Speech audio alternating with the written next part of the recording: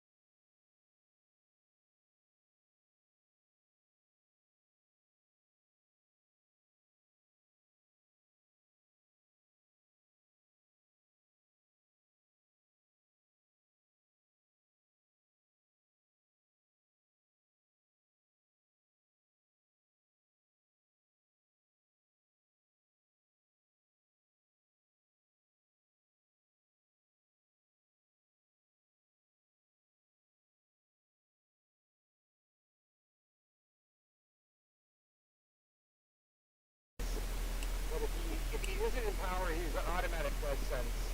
You know, a lot of people don't know shit about his wife. I do. Yeah. Okay, I'm going to push this live. We'll do like a quick intro real fast. He just pissed off. Well, yeah. The funny thing about the oligarchs are heavily tied into the mafia. Yeah. Yeah. I know that firsthand because they tried to get me in at one point. And I was just like, I don't know about that because they wanted me to move around fucking cars. And like, what do you mean move around? I was like, well, I'm like, I don't want to get involved in this shit. They're gonna pay me a lot too. Okay, we're live right now. Welcome back, everyone. Anonymous back. It's kind of weird timing, but like I think we went live like in the middle of like a full-scale war in Ukraine, so we're going to have to give you guys some updates on that. I'm sorry if I still sound like my nose is stuffed, that's true. I know AK is still coughing like crazy, but it's a little bit too important not to go live today. So we'll get some updates on the stuff. And Tyler is here too. We couldn't stream, but he's on air with us anyway. Yeah. The last past, it's been almost 24 hours now. Almost 24 hours I've been up, 3 a.m., covering all this Ukraine stuff going on. I first woke up to probably 24 hours, maybe 100 calls just spamming me. All types of different people, from people in the blockchain industry that work in Ukraine to people that I know in Ukraine, to military sources and both U.S. military sources and Ukrainian military sources on the ground, actually that I've met just recently because of a friend introduced me to them and said, things are heating up in Russia. I want to introduce you to, in Ukraine, the Ukrainian-Russian situation. I want to introduce you to military sources in Ukraine. So I've been basically relaying information all day for almost 24 hours now. I took a few hours to take a nap. But for the most part, I've been just awake, and it's been a crazy situation, man. Absolutely nuts. To see Russia take over the eastern part of Ukraine, the southern part of Ukraine, and the northern part of Ukraine, and push towards the west, all in one day, is pretty fucking incredible. I won't lie.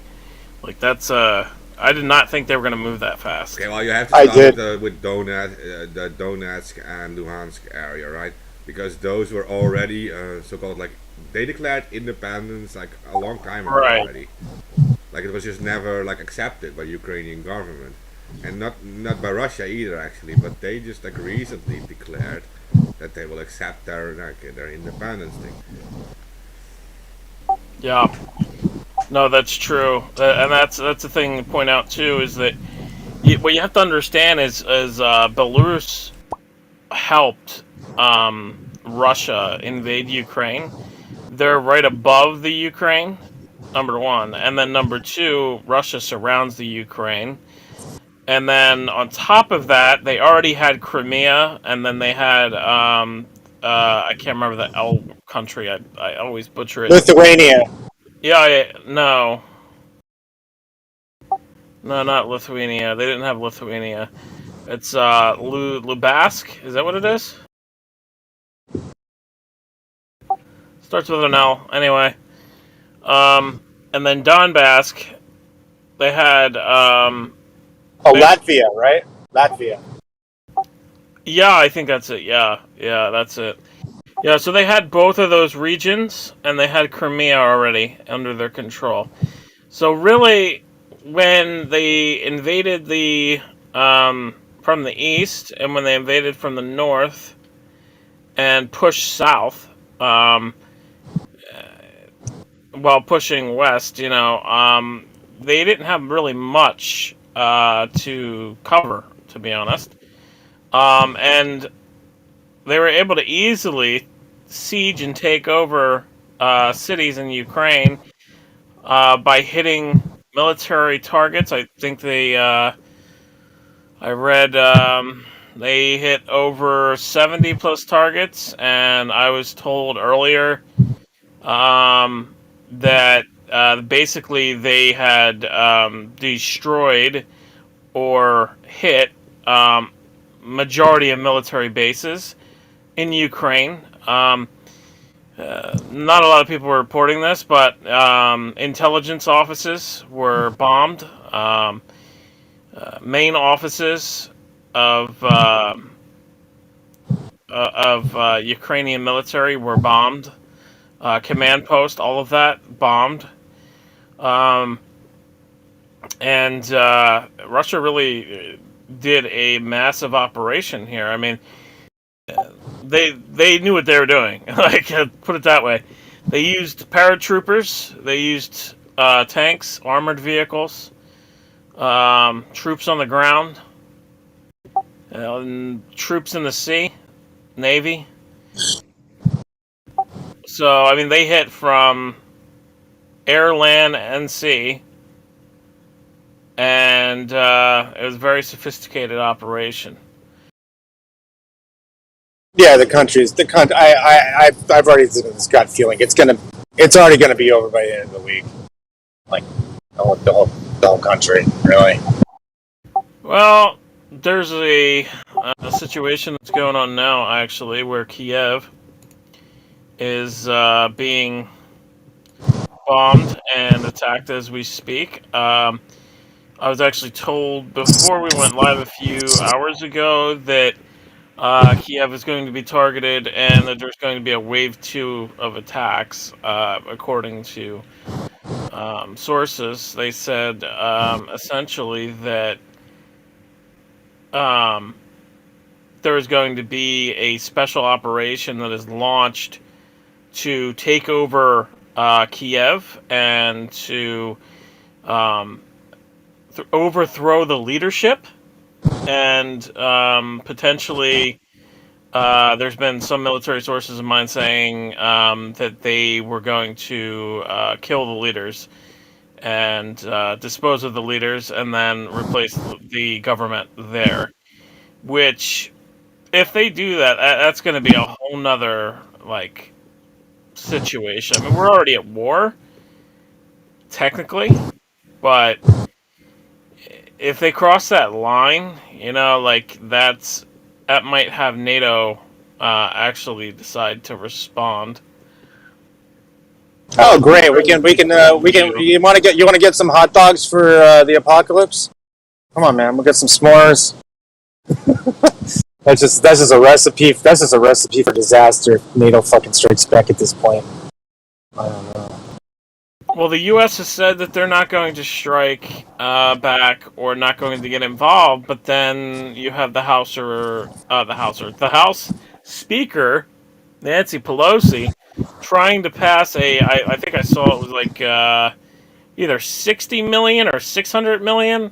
I think it's 600 million to be honest, but the $600 million bill where it would fund weapons into Ukraine, and I'm like, well, that's not really that great of an idea, though, We did that with the Kurdish because the Kurdish will fight any war, but that doesn't work. That only works with rebels, dude. Like, not gonna work. It's not gonna work, dude.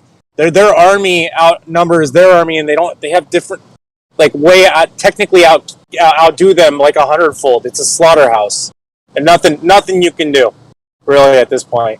You can drop all the fucking weapons, and there's nobody to pick them up. So I don't know. Go ahead. No, I was just gonna say, Russia, when they attacked Ukraine, they destroyed a lot of ammunition depots. So because of that, there's a lot of lack of weapons. I mean, I don't know exactly what giving somebody weapons is going to do if you don't have the military to fight it. And you don't have the military positioning Exactly. to fight it. I mean, you've already lost major bases. You've lost Air capability, everything. Well, no, Ukraine never really had air capability too much, and that's A little bit. They had, I think they had some like F-16s and shit, but other than that, I don't think they had anything else. So, yeah, they had very little air capability, and that's a major issue too. Is that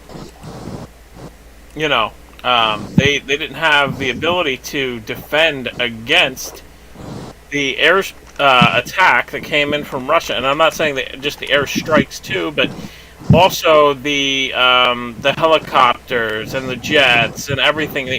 They didn't have enough adequate equipment to defend against such an attack like that. So yeah. also, the banks and the ATMs are out of money. There's nothing, Yes. and all the banks' accounts are all frozen. I know about that. Yeah. So I reported that very there's no- early. yeah, there's no cash there's no cash. All the cash was gone earlier this week. So, but whatever, the capabilities. What? I was just gonna say. Well, I was just gonna say. From what I heard, they aren't allowed to withdraw the U.S. dollar. They're not allowed to withdraw the euro, but they are allowed to withdraw their own currency, which is the starts with an H. I just don't know how to say it. Probably going to be worth nothing by the end of the week if there's no country. Yep. Greeting. It's just basically paper. Hey, you're back. Sandy bro, he's up with us. Yeah. I'm back. So Yeah, we did a little late start here. So I've been very careful. I've been very careful in picking any side, right? Like, because I don't want to pick a side on this Russia-USA conflict, because I consider both sides of this conflict very wrong. and very imperialistic in their approach. To me, it's very simple. Yeah. The thing is, like, what I've been saying to Anons too, like, there is US people. funded neo-Nazis in Ukraine in 2014 Yeah. using the National Endowment for Democracy to fund neo-Nazis, who then murdered pro-democracy demonstrators in a building in Kiev, the Maidan protesters. And the person that was shooting at both the police and the protesters were the same rifle, the same gun, the same type of bullets. So all of this was, staged and planned and orchestrated by the US. And basically, this is what happens when you have, between 2014 and 2022, a bunch of neo-Nazis being funded and supported with heavy military hardware by the US on Russia's border, and them oppressing the people who want to rejoin Russia and aren't neo-Nazis, which is 70% of the population who don't want to join the Nazi regime. They've been harassing, beating and oppressing those people for the last several years, and those people have decided that they want to leave and rejoin Russia. Because back in the old Russia, none of this would have ever been allowed to happen. These people would have been arrested, they would have been thrown into jail, they would have been beaten, and so on and so forth. Yeah, into you're talking submission. about these Azov battalions, right? Those are like the Nazi Yes. battalions. Yes. Yeah, which is true. I mean, that's been published, and the US even has said, like, yeah, we're no longer funding it and everything. But that's bullshit. They are funding it. Yeah, yeah, that is, of course. So what you I'm saying have that they is have been the confirming they have been funding it in the past. it's the equivalent of China moving into Mexico, funding a whole bunch of Mexican neo-Nazis on the Mexican-US border, and then US rolls in to deal with it and to save the Mexicans that want to join the US for some unknown reason. And that's the kind of scenario that you've got. You've got the US has been funding neo-Nazis, knowing that they would cause a problem for Russia, which is why they funded them into power, also making a profit from all the oil and gas that was being sold into Europe currently. From Russia goes through Ukraine. So this is just rotten any way you look at it, and the person that's been doing the rotting is the US hand behind the curtain. No one wants to talk about who these people are in the Azov battalion or who funded them, because everybody's avoiding the neo-Nazi angle on this, and when that does come up, it's twisted around into some QAnon conspiracy theory, and quickly disregarded because they don't want the truth getting out of what is actually happening there and who the Russians are actually fighting, because the Russians are actually only fighting the military targets. They haven't bombed one civilian target yet. That's not true. Where are you getting this information from? If you could link me the information, that would be awesome. They've bombed multiple cities. They bombed over 25 cities. They've bombed targets in those cities, yes. Multiple targets within cities, and they've all been military targets within those cities. Well, I just know from experience from watching, previous wars, it doesn't matter where you hit a military target, there's always some civilian casualties. Of course It there doesn't is. matter. Yeah. Of course there is, but that's war. Yeah, but the What thing you're not is, doing is striking civilian targets directly, and only them, with no military target nearby, which is what the US has been well known to do, like targeting hospitals, and then going, oh, but it was an Al Qaeda hotspot. Okay, we Yeah, have 57. I think the latest number I read was 57 confirmed civilian deaths, which is very low for a full-scale invasion, definitely. But Especially the way that they're framing it is, this is a massive invasion, this is huge, people are dying everywhere. yeah, but I would be careful in picking a side. And the thing we actually have to focus on is the fact that there are innocent civilians there who didn't ask for this, and I've that- picked in a the end- side, and giving all of the details, all of the information, not cherry picked. That's my side, is I give the people all of the information and let them make up their own mind, not give them half of the picture, tell them that this is Russia invading, what do you think? No, it's not as simple as this is Russia invading. Give them the history. Tell them what's really been going on. Otherwise, you're just bullshitting to the people, the same as mainstream media. No different, it's all the same. Unless you're going to tell them what's truly going on, don't bother telling them anything. Okay, that's fair. That's fair.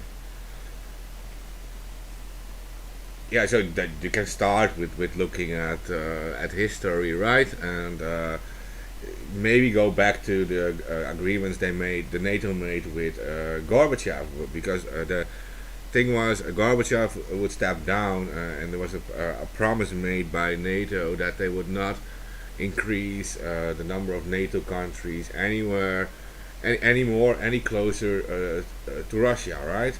And back then it ended around the border was West Germany. Poland, etc. wasn't even in it yet. I'm correct.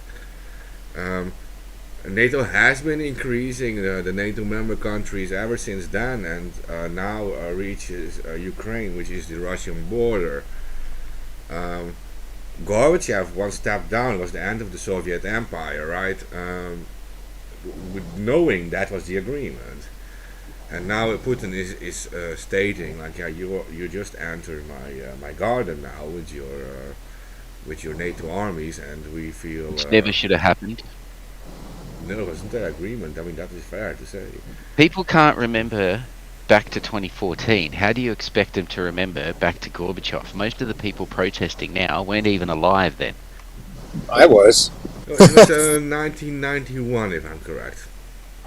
Well, I mean, even so, it's not black and white in Ukraine, but it's a matter of what Russia did and has done today. I mean, it's a bloodbath. You want to talk about what somebody did and what somebody has done? Let's look at what America did and what America has done. Russia wouldn't have a problem on its doorstep if it wasn't for what America did. America created this problem in the first place. How can you ignore that? That's like me walking over, punching somebody in the face, and then going, oh, let's make fun of that guy, he's bleeding. Don't worry about how he's bleeding or what happened. Let's just make fun of him and blame him for bleeding, because he shouldn't be a bleeder. I can't argue with that one. When you put something into action, right, and create a problem, and then walk away and pretend that you had nothing to do with it and have the whole media cover your entire role in it, and then ask people to create a judgment together, and you're going to try and tell me that that's not being deceptive? Seriously, come on. You're smarter than that. You can see through, you can read between the lines of what's happening here. How can you still be on board with it? I'm not on board with any war, really. I think it's all. I think war is ridiculous. You can't pick sides. Yeah, no, I agree. But when you see a clear right and wrong. Oh no, I don't. I don't see it like that. I think all war in general is at this point. I don't know how many times I've been war causes more problems than it solves, really. It depends who you are. What part of the stock market you're into. You know this. You know it, right? War's a big deal depending on where you are on the stock market, what kind of an investor you are. I mean, quite frankly, right now, I could be making billions. I just don't have millions to turn over and to launder quite at the moment yet. But I know what stocks to watch, especially when the word war pops up. Okay, especially among Anons, I already saw like different groups being created. Like there is a whole Operation Russia. There is like mostly American Anons, I guess. And it's a psyop. I was going to get there. They're being used. Anonymous is being used as a tool by the Empire currently, right now, because they're being kept in the dark about the truth. And it's despicable. It's disgusting to watch. Like, they should be fucking ashamed of themselves that they're so easily played by the narrative. Still, it's their choice, and if they believe this, they should. We shouldn't. No, Like, no, it is their it is, choice. It is their choice. Everybody has to be responsible for their own actions and their own choices. yeah. know, So like- I already also know. I mean, that there are- regardless of what the U.S. did in 2014, that was 2014. This is now 2022. Yeah, but this is reverberations from back then. If they didn't put a neo-Nazi group into power in Ukraine, we wouldn't be having this fucking discussion now. That's my whole point. They knew this was coming. This was the whole point. This is not an accident. You don't accidentally fund neo-Nazis into power next to your enemy's border. No, but that You'd is be something. You surprised. do it on purpose. That is something that, Because that you know Russia those also people are- does. Though that is something that Russia also does. Not specifically. Where has Nazis. Russia Well, okay, done let me that? get there. No, let me get there. This is for the USA too. This has to do with the USA. Because it is proven that, for example, you had the Texas independence movement. They were extra amplified by the Russian state media, RT, for example. They were giving a lot of extra attention to the Texas independence movement. And it's kind of like the same as like... well, not the same because they're not neo-Nazis like in the Ukraine. Well, the but- Western media is giving the lie a lot of traction at the moment on their mainstream TV, but that's not labelled on every post as state-affiliated media. Like, there's double True. standard across the board on this. Like, can you not see it? Those that I have get the what you most mean, I to get what you lose, mean, yeah. those that have the most to lose by the truth getting out, will fight the hardest to get their Oh. news out. Well, that's the thing is most wars are fought over, lies. The real war is in your mind. And we're being played on a massive scale at the moment. And we should be part of the solution, not part of the problem. That's all I'm saying. And I'm just going to sit back and watch and see how this plays, and it'll tell me where Anonymous is at currently. Okay, Fannyman, I have another question for you. This might go into that too a bit, but so there is okay. So Anonymous, yeah, there is the American side of Anonymous. They are already doing ops against the Russian websites. I've seen that there are already crews being formed on the other side, targeting Americans. There are two sides already. The Yeah. other side, who is like pro-Russia, are a little bit more secretive about it and a little bit more concerned with OPSEC. You know right? why? Because if it comes out, it's going to be said that Russia put them up to it. That it's not some sort of Yeah. independent group, that they've been put up to it to do this. Because Yeah. it'll be played on another angle. Yeah, so but then there is this actually came from an RT journalist, Kit Klarenberg. He did suggest, could this be that the US and Russia are actually doing this together? Now there is something to rid say of. for that too. That they're Yeah. playing this out Rid of. together because of we all now are standing up against our governments because of all this restriction stuff going on. Finally, governments like the Trudeau government are dealing with serious problems. Now they are, Hypothetically, humour me here, hypothetically what they've done is they've now grouped up all of the neo-Nazis in one area in Russia, collected them all in one area, and now they could deal with the problem in one swift go if they wanted to. Hypothetically, if this is a psyop. if I'm correct, those battalions are already destroyed, by the way, just saying. They're already taken out. They were the first targets. But no, but that was the suggestion by a journalist, and that they were saying like maybe the US and Russia are doing this together, that they are putting the attention on another enemy, like maybe this benefits the US and the West. It also benefits Russia in their own way, doing the same thing, creating an outside enemy, put all the angry people who are angry at their governments focusing on an outside enemy. The governments can get away with all the stuff they did with the whole lockdown situation and removing human rights, and that they are playing this out together. There was a suggestion by one journalist. He did get a lot of backup from it. Also, a lot of people would say like this is big bullshit. But yeah, I was going to ask you what you think of that stuff. plausible. It is plausible that they are grouping a problematic group together and culling them out, while at the same time laying down the groundwork, as in the media work, to be able to justify it, while at the same time using it as a distraction from problems at home as they're winding back from restrictions and mandates and things like that in different areas under the cover of this war. Yeah. Because Yeah. it does make a great distraction from this abuse of coercion as opposed to consent. That's going to be an issue that's still not yet finished. I think they're hoping that it'll just go away. Yeah, well, look at how the media is pushing on this. Like, all the media is on this. Why aren't they on Palestine? Why aren't they on Yemen? Right? Why weren't they on Syria like this?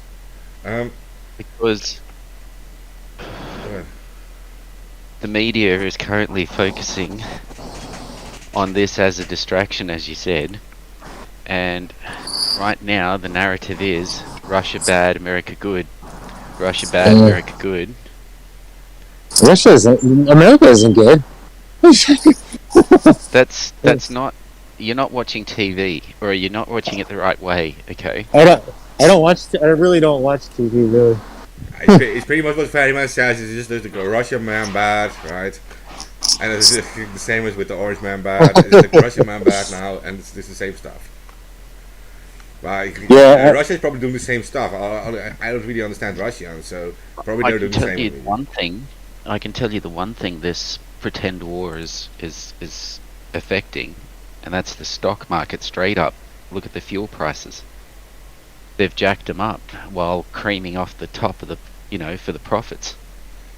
Yeah. I honestly don't know where it'll end. And The people in the chat seem to be very awake to it. John Tech says Klaus Schwab is the common denominator. Anthony says, aren't they all WEF Klaus puppets anyway?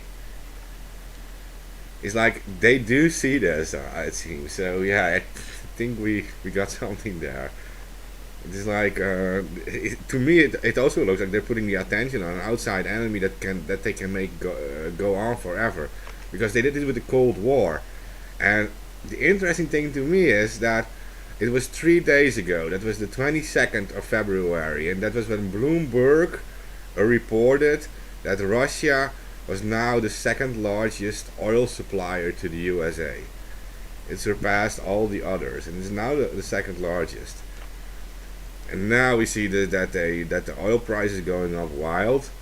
There is this new scenario where we might have entered a war that they can make last forever. If the Americans or whatever go in now, that they can make this war go on forever. If they don't touch it, Russia will finish it real fast.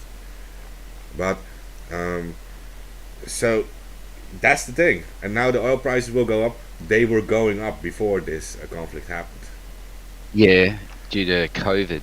Yeah. They were saying as a blame for it, but it's not actually COVID either, because It's when you inflation. analyze that, well, no, when you analyze what's happening with COVID, right?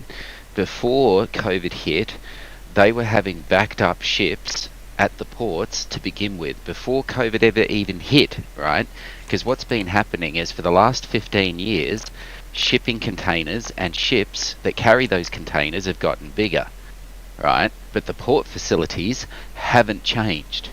So they're still old port facilities that aren't equipped to deal with the massive, massive increase in the amount of stocks and clearing that it has to do to be able to keep up. Now, to exacerbate this problem, COVID hits. Then all of a sudden you got people calling in sick. You've got restrictions put in on ships that can come in. They got told to quarantine off of the coast. So you've got that now slowing down the imports and exports. Then with people being sick, such as delivery drivers, from COVID, right, you've got that slowing down the system.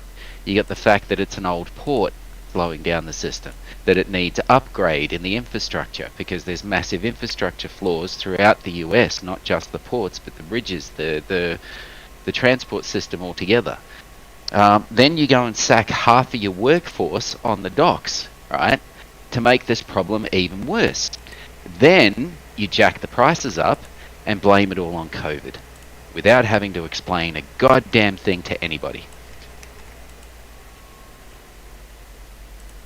I've known about the port problems for years. I have friends at the port, so that wasn't any news to me.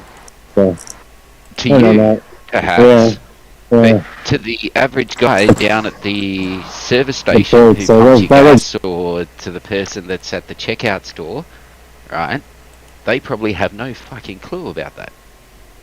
And they're buying in. Okay, nah, COVID's the answer. It's all COVID. COVID's the reason why I have to pay more for everything.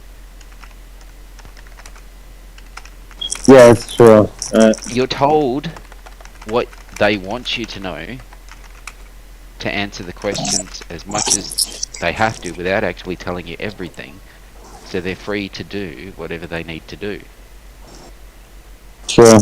And the media is fully complicit to this, and has been since 2011 when Obama signed the bill to the Smith Act, reversed the ability to where the US is now free to use propaganda on the general population, on its own population, as well as allies and allied populations as well.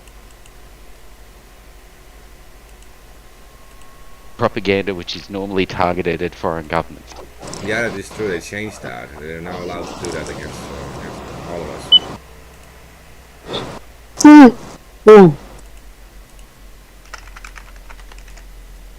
Yeah. It's not like that changes much though. They were already doing that, but it's like all in secret. Yeah, but now they've pulled all stops. You should see the propaganda that we're getting here now in Australia, where previously it was never like this, not on this level. Like what? I don't know, because like I can't even access any Australian news without using a fucking VPN to access anything from Okay. Australia. How about if I told you that we get more American news, like USA Today, NBC Today, PBS NewsHour, we get all of that on our mainstream TV. So we don't even have to go looking for it, it's given straight to us. And I guarantee you, what you see on PBS NewsHour or NBC Today or the Today Show, the US Today Show, whatever you see on there in the news, our TV or our main news TV will parrot it word for word. Word for word. They don't even bother changing words here and there. Yeah, it's very common actually. It's just lazy reporting. They just copy other people's shit. It's very common. But what it is, right, is this is how they disseminate the lie. Oh yeah, half of reporters don't do anything. It's become so common to just copy somebody else's transcripts, do no research to back it up, assume that it's already researched, and then just read it out, because it saves a lot of time with you having to write your own report, do your own research, and get your own story together. It actually happens quite often, to be honest. No, I know. But now, so more often than not, that data, right, that's being transcribed or basically just read by another person is false, misleading and false on purpose to paint a different narrative.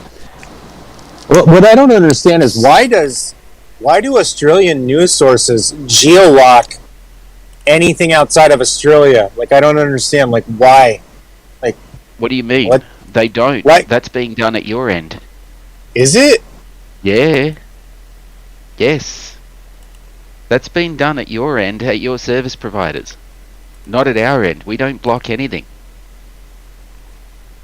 I don't know. I haven't actually done a tracer to actually figure it out. Whenever I try. Do it, and then tell me what. Yeah, you like. I will. Because it's worth doing just to see. I never. I know the answer to this, but I'll let you find it yourself. Yeah, I never actually dug and actually gone to a terminal and analyzed what's actually going on. I just kind of was like, oh, let me just flip on a VPN and okay, now I can access it. So I didn't really think about delving in. It really didn't. Okay, I do know that Americans already are geo-blocking a lot, as ever since it became like really worse since the GDPR thing in Europe, right? Like that they GDPR is that you have as Europeans control over your own data and whatever, you can demand to take it off, and there's all that kind of like new rules. So American many websites didn't want to comply to it, so they geo-block the entire European Union. So I think that's also the moment they start geo-blocking other regions. Because this is just that you start adding other stuff to it. Yeah. So I think that's about it when it got a lot worse. But I'm pretty sure it was a bit like that before that too.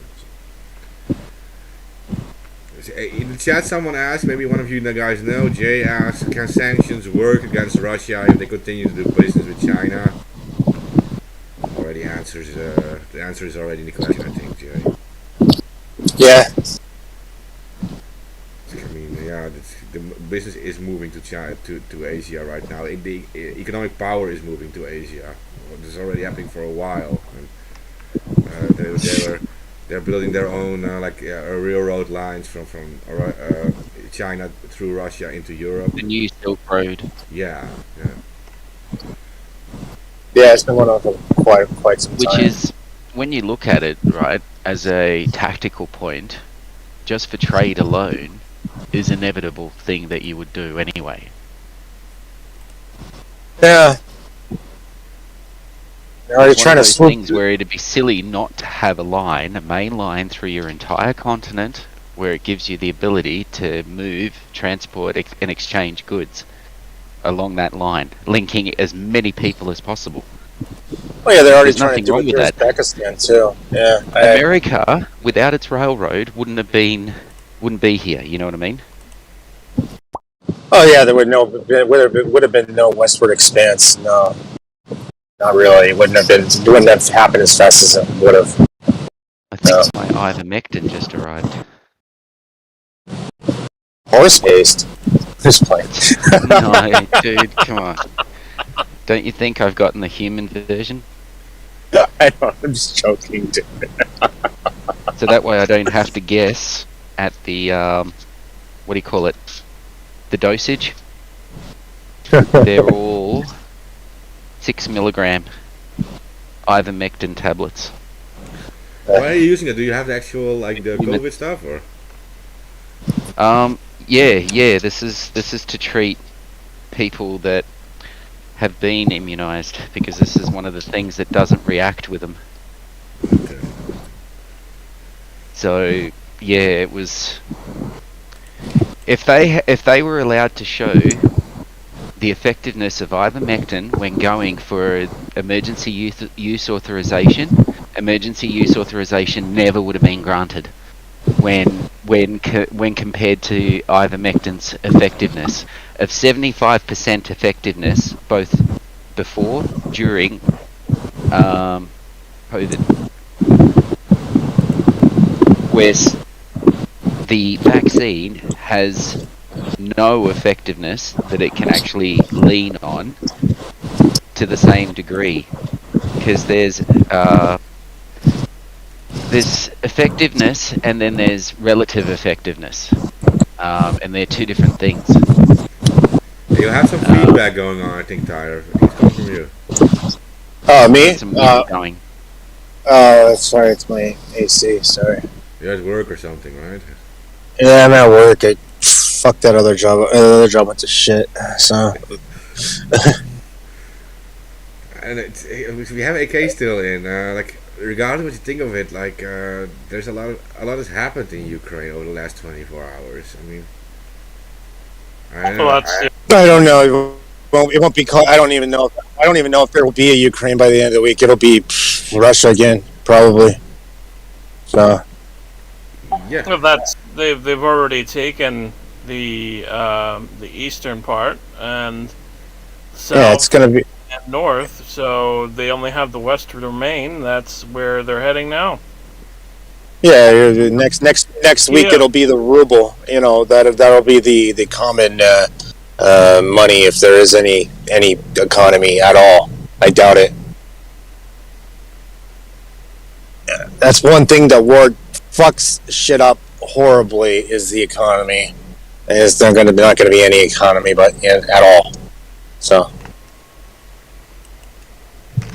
Oh, absolutely. Yeah, it's been nuked. yeah, well, my grandfather, my grandfather told me, after World War II, when he was still in Hungary, he told me, he's like, I didn't even see a fucking orange for like 10 years, dude. That's how fucks up everything. The farming industry, everything. Yeah. I mean, what Putin did, though, I mean, he basically shot himself in the foot for his own economy.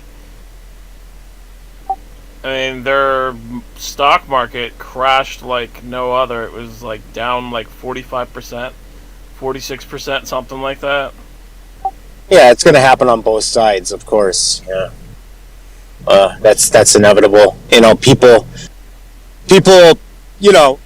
don't like that. Like to liquidate their assets, especially at these kind of times. And I saw it in the crypto market too. I saw when it went below 35K. I'm like, yeah, that's Wall Street pulling out of crypto right there, and in Europe too, and whatever other country. Personally, I thought it was all mafia money, but that's just me speculating. It wasn't Wall Street pulling out. Wall Street's smart. They're gonna stay in crypto. They know the crypto has future. It's gonna go up and be worth Eventually, yeah. Some of these networks. Yeah, right now is the time to buy. That was retail. That was retail panicking. That was retail panicking, and basically seeing what's going on and panic selling. Thinking that it's going to go down much lower, to go down to 28K, whatever. That was retail. That was retail that did that. And then it bounced back and went up to 39K, and it looked like we were about to break out. Which people need to understand. I mean, when there's war, certain markets, they go up in value. Yeah, it's true. Yeah, especially the energy sectors and metal raw materials. Yeah, always goes up. Yeah, lithium, gold, cobalt. Chemical supplies, stuff like that. Platinum. Yeah, exactly. Copper. Don't forget copper. And, copper, yeah. Iron. Yeah. Magnetite. Yeah. Anything you use to build a weapon, pretty much goes up in price, or up in value. Magnetite at the moment is going up in price. It's that. What do they use that for? Making neodymium magnets. Oh, yeah, but I know. Are you gonna build a nuke? No, you build railguns. Oh, okay. I was gonna wait. No, because the nuke is just compressing it's the self-imploding bomb on a.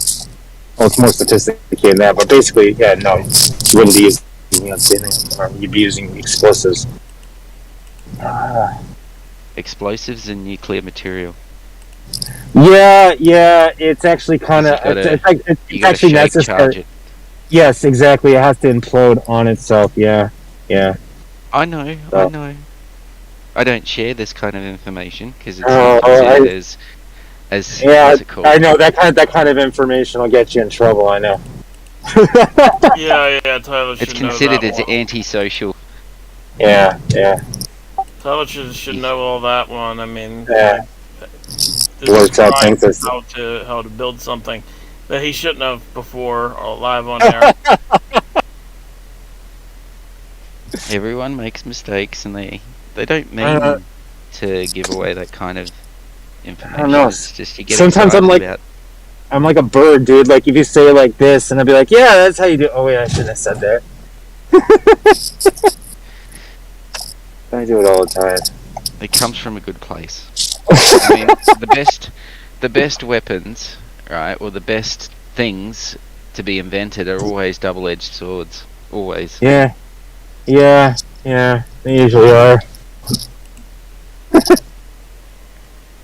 Well, And it's usually the wielder who dictates how it's used.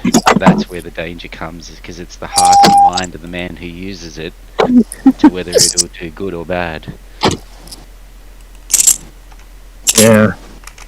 Well, I have a update here. Russian tanks are moving towards Kiev.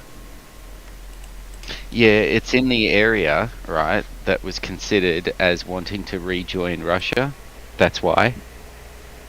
So that's perfectly normal and to be expected, because that whole area asked for protection from Russia, from the Azov battalion. Yeah, well, Kiev is the capital city of Ukraine.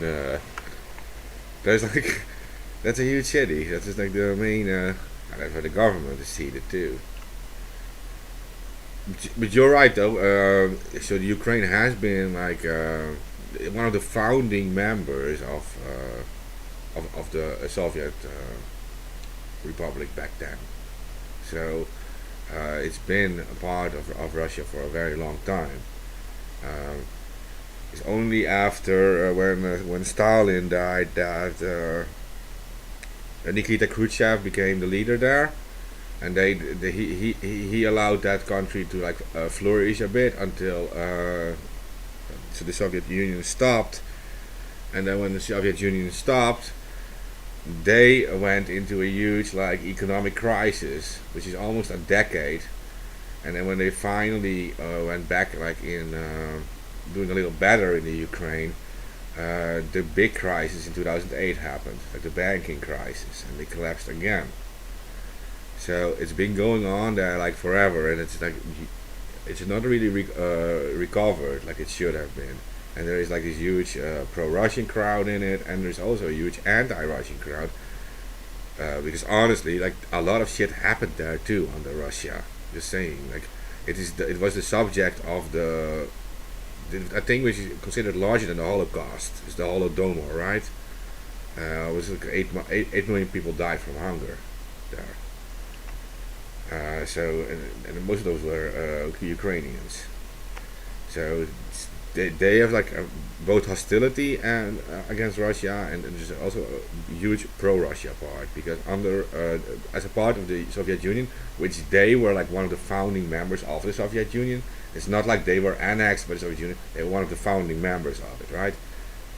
They worked together on building that union. They did have some revival, but that didn't happen under Stalin. That happened under Khrushchev, and Khrushchev only came to power after Stalin died. Stalin was not; it was more like making one big central government, right? And Khrushchev is more was different than that. The saying, but it's like that's like that country is really divided.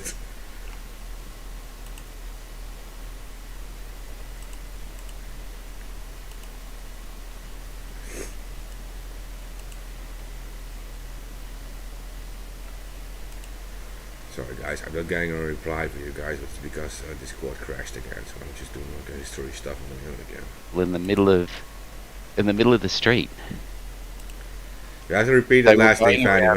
man. I dropped out of Discord, so I was doing a history lesson on my own again. I was thinking like no one was replying, but like Discord Yeah. crashed.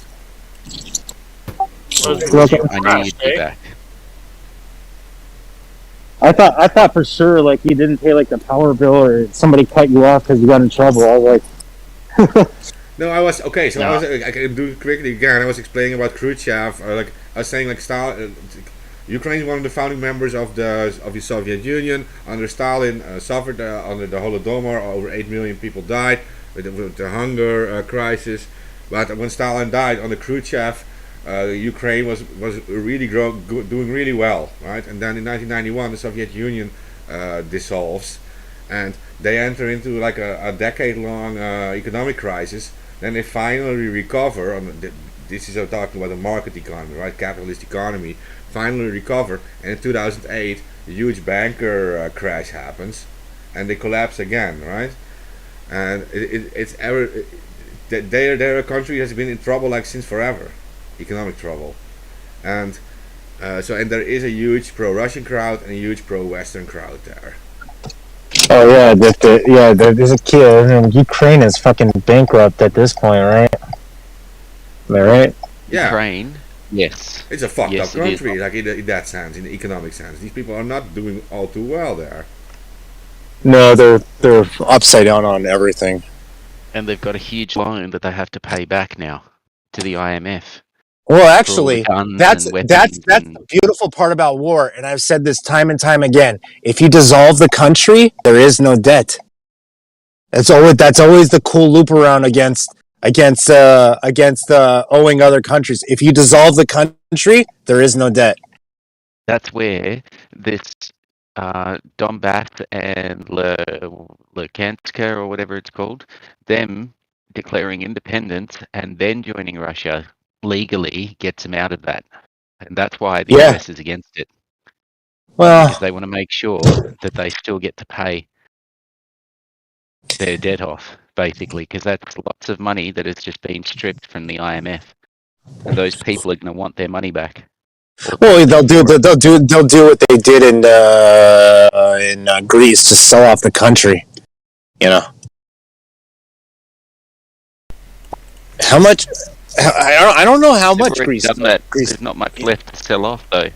Really? Greece was forced into debt, and that's how we know Varoufakis, who was back then their finance minister, who was trying to fight back against that, but his prime minister pretty much sold him out. Not sure if you want to get into all of that, but Greece was doing pretty well economically. The people were It's all not. connected. So you have to get into it. The same group, right, which is destroying it now, Ukraine, is the same group, same investment groups that were destroying Greece. Okay, well, and who tried to destroy Ukraine. Iceland too. Yeah, but in Ukraine, it had an active neo-Nazi movement that it could take advantage of, that were basically dying to get into power, and they were being held out to the point where they felt that they had to march into the Ukrainian parliament brandishing an AK-47 to remind them who has the real power. Okay, And well, literally, it's on tape. okay, we can go into Greece real fast. Greece was a country where the people were not living in debt. They had no houses or mortgages, right? They owned their own houses. They did pretty well. It was a touristy area. The Europeans came in, right? The bankers, they see like this is good collateral. They offered all these people loans, huge loans. Suddenly, the people in Greece were driving 2 Ferraris each, buying all kinds of new houses. Then the big economic crisis 2008 happens, right? They don't have an industry like Germany and whatever. They didn't have. They were the first to enter into a crisis in Southern Europe, right? Spain, Portugal, Greece. They were the first to enter deeply into crisis. They couldn't repay it. So what do the Northern European countries do? They say like, well, we have plenty of money. We will just give you new loans with high interest, right? And the Greeks were pushed into these loans by the European powers, which are the bankers from Germany, from the Netherlands. These bankers offered these huge loans to them, forced them to take it because they have to repay the other loans from the past to the European Union, or they get fucked over. So they were forced into it. Varoufakis tried to resist it. Varoufakis was a friend of Julian Assange, who made EuroLeaks, published the secret conversations, where back then European finance minister was from Netherlands, Dijsselbloem, threatened and blackmailed them into listening to the Europeans. They are forever forced as a slave country into the European Union. Greece. Now, these bankers tried to do the same with Iceland, and then it was the UK and Netherlands offering these same loans to Iceland when they had that trouble, right? But the Icelanders didn't accept it. The Icelanders said, we will leave the EU, we will just arrest all the bankers. So they did that, right? There was nothing much the EU could do because you can't invade a country over debt. Like there's no legal precedent for that. So that's actually what Greece should have done, I guess. They didn't, but Iceland did do it. They just threw the bankers in jail. We lost AK. I don't know what happened to him. I don't know. Go. He fall asleep. Maybe he'll be back. I don't even know what Hopefully. time zone he's in. No, I don't.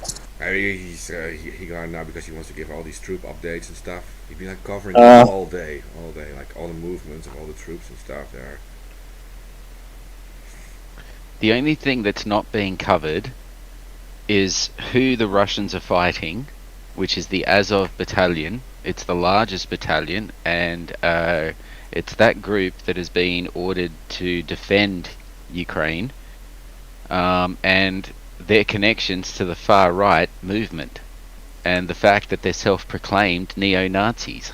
That's being withheld out of the media, and rightly so, because then if you were to follow back to how and who is funding them, it would go and show that the US is funding neo-Nazis. That's why it's being just pushed as Russia's invading Ukraine. That's all you're seeing, right? The narrative is missing a key part of the information, and you guys, right, should be helping get the real information out to fill in these blanks for people. Wherever you see somebody asking for more information, give it to them. Don't leave them in the dark, because if you're not there to stop them being programmed the wrong way, right, you're just as guilty as those that are doing the programming to program and misinform these people. If you're not doing anything to stop it, and you're aware of it, and you have information that you can help them with, you know what I mean? Like, evil gets away with evil. Evil gets away with evil because good men do nothing. Yeah, okay, so the Azov were officially a volunteer militia. They are Nazis, definitely. They became part of the National Guard of the Ukraine. They are a Nazi battalion, definitely. Their logo actually uses a wolf's angle, which is was also used by the 2nd SS Panzer Division, called Das Reich, right? It's literally an SS Panzer Division logo. Is what they use as their battalion logo. So it's not a big secret to them that they are promoting themselves as Nazis. It is weird that it's not mentioned in the media, though. It's so easy to see that, because they used actual Panzer Division logo, and they were openly Nazis. And yeah, you're right. There is connections with the United States. They have been funding that in the past. They admitted to it, and then officially said like they no longer fund it. That's what they claim.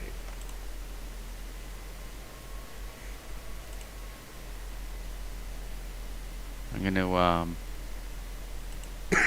link a few things.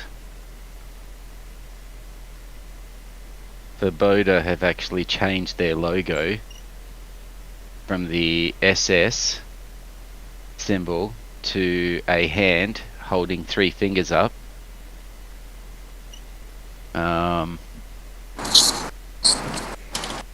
Just going honestly, through old honestly, footage. I didn't even know about the whole Nazi thing. I didn't even know that shit was going You're on not over meant there. to. You're not meant to. That's the whole point. Because if you do, right, and then you go looking to where and how they got there and who put them into power and who funded them, then you'd find the links to the US. Yeah.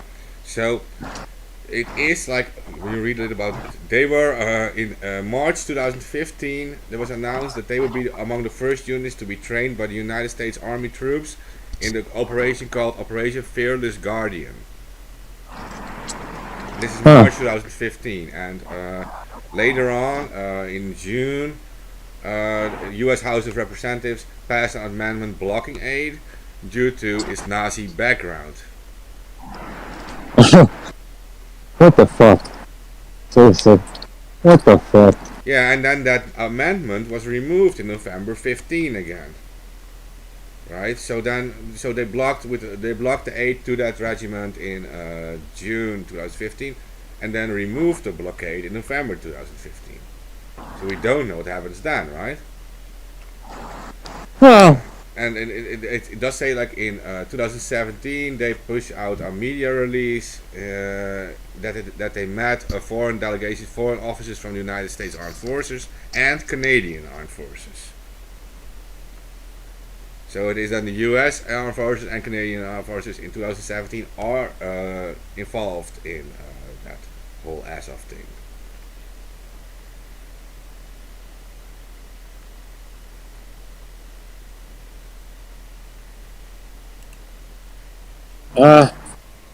Yeah. I don't know why that shit's on. Not on. Oh, I know why it's on. There's nobody who's cool about that shit. So in the chat says also they repealed the ban and they're still actively. I think I mentioned that. I tried to like read a bit about that, but yeah, that is kind of what they do though. Like you find in proxy groups like that, not to have like your direct, like if you as the USA want to destabilize a region, you're not going to like directly send your own troops. You're going to fund a proxy thing, and yeah, the neo Nazis, yeah. That way it keeps your hands clean, and when the shit hits the fan, you can blame everything on them and help destroy them, so that way they don't show your connection to them. But this way, right, they're trying to hide the connection between the US and these neo-Nazis that they help fund into power in Ukraine. And that's why you're not seeing any mention of neo-Nazis in Ukraine, and all you're being pushed in your face currently is Russian invasion, Putin crazy, Russian invasion, Putin crazy, because they need that narrative to overshadow anything to do with neo-Nazis, because that would lead you to find out that they were funded into power by the US. Now, when you look at who does it benefit to have unrest on your enemy's border that you helped put into place, that is now costing them resources, while at the same time allowing you to take advantage of the stock market and the chaos that war always produces statistically the same results. So you know what to move your investments in before declaring war over the news. You know when to pull your investments out before forgetting it in the news. You know what's like, I mean, interesting too? this is, and what Thor was saying before, right? This comes back to oil and gas. All the oil and gas going out of Russia into Europe, right, has to go through Ukraine. It has to. Oh yeah, There's no because other way. because they don't have. Because the only old port access hot. is the old Navy shipyard from the USSR or former Soviet USSR. That's why they took it back. It's the only way to get their fucking ships in and out. That's why they took that part back, was Crimea, right? Or whatever the fuck it was called. I don't know that. The point is that it's the only route to get into Europe that's the cheapest. You know what I mean? Well, yeah, And it's right there at off the the docks. moment, while that is being monopolized and shut off, the European bloc has to get its oil and gas from the US because it's the only place that is offering it. And under a deal, the European Union is paying through the nose for so-called freedom molecules or freedom particles or whatever it is that they're calling it. And they're selling, the US is selling its oil and gas to Europe for a massively increased price, which is driving up prices of energy in Europe, throughout all of Europe. And the people are suffering, right? If the Nord Stream 2 pipeline goes ahead straight to Germany, that would solve all of that problem and remove the need for Europe to buy its oil and gas at a massively increased price from the US when they can get it from Russia for a hell of a lot cheaper. Right? And this would be good for Europe, this would be good for Russia, this would be good for the people of Europe, but it wouldn't be good for the US, and it wouldn't be good for Ukraine, because Ukraine in 2014 took out a massive IMF loan, as we know, after the coup. And they need the sale of that oil and gas through its country to be able to pay those loans back. It can't do it otherwise, and it sure as shit can't do it now that it's just lost its main capital, Kiev. I mean, those people don't want to be part of the neo-Nazi Ukraine that it's turned into. Okay, Cup 2 says Russian military vehicles are now 20 miles away from Kiev. He just says it in the chat.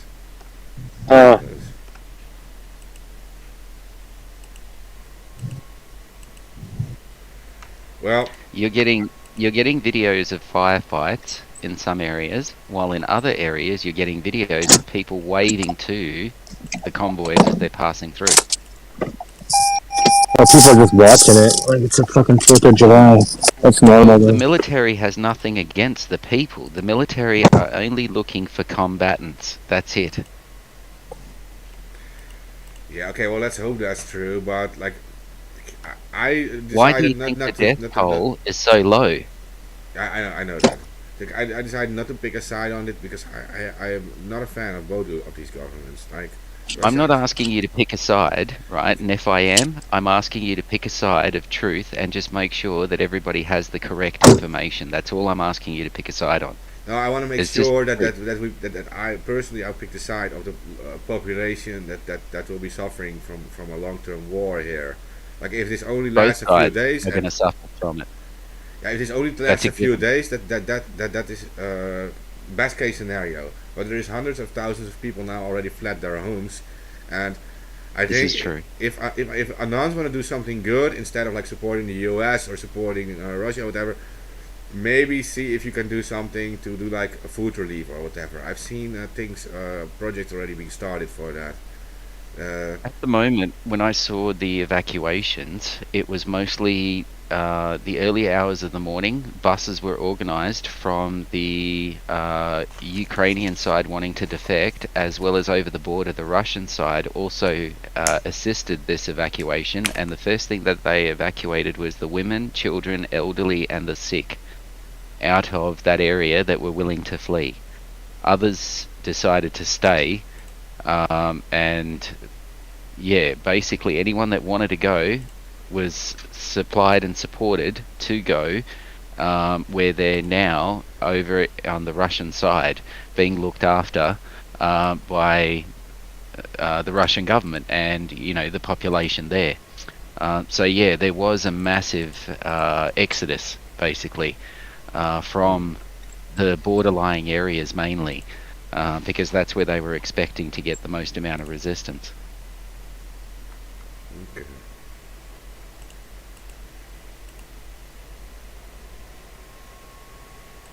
They even broadcast this in Kiev to everybody on the main television channels to basically let them know that there is a way out, way before any of this started.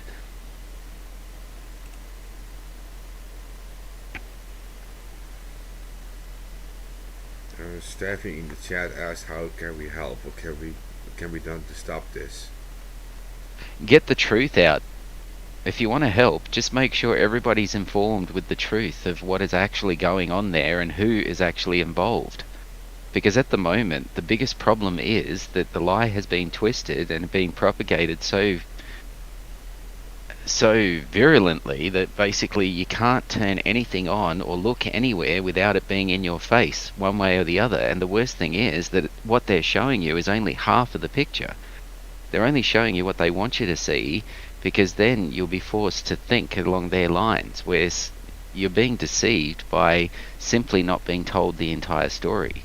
If you want to help, just make sure you pass the full information around of who this Azov battalion is and how there's ties to the US funding him into power back in 2014 purely to gain control of the country so they could stop oil and gas going into Europe so they could sell oil and gas to Europe for a higher price.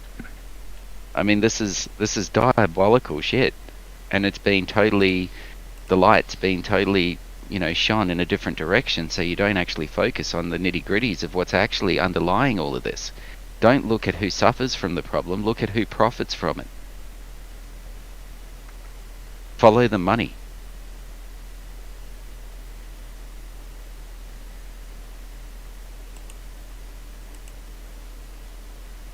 Is everyone there, or you've all gone quiet? Oh no, I'm here. I'm just slowly falling asleep at work. Uh, you know, you're right. It is, most wars are about power grabs and money anyway. But you know, I've heard that some of the stands want to go back to Russia, and that solves the economic problems in More the than USS. 70% of the population of Ukraine want to rejoin Russia. They've removed 5 TV stations. The Ukrainian government, the US-backed Ukrainian government, have removed 5 TV stations that weren't towing the line and were exposing the government for what they are. The terror gangs that walk around like the browncoats did during World War II, sorting out anybody that didn't think along the same lines.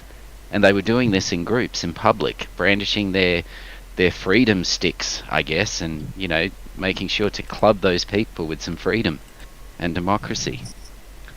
Okay.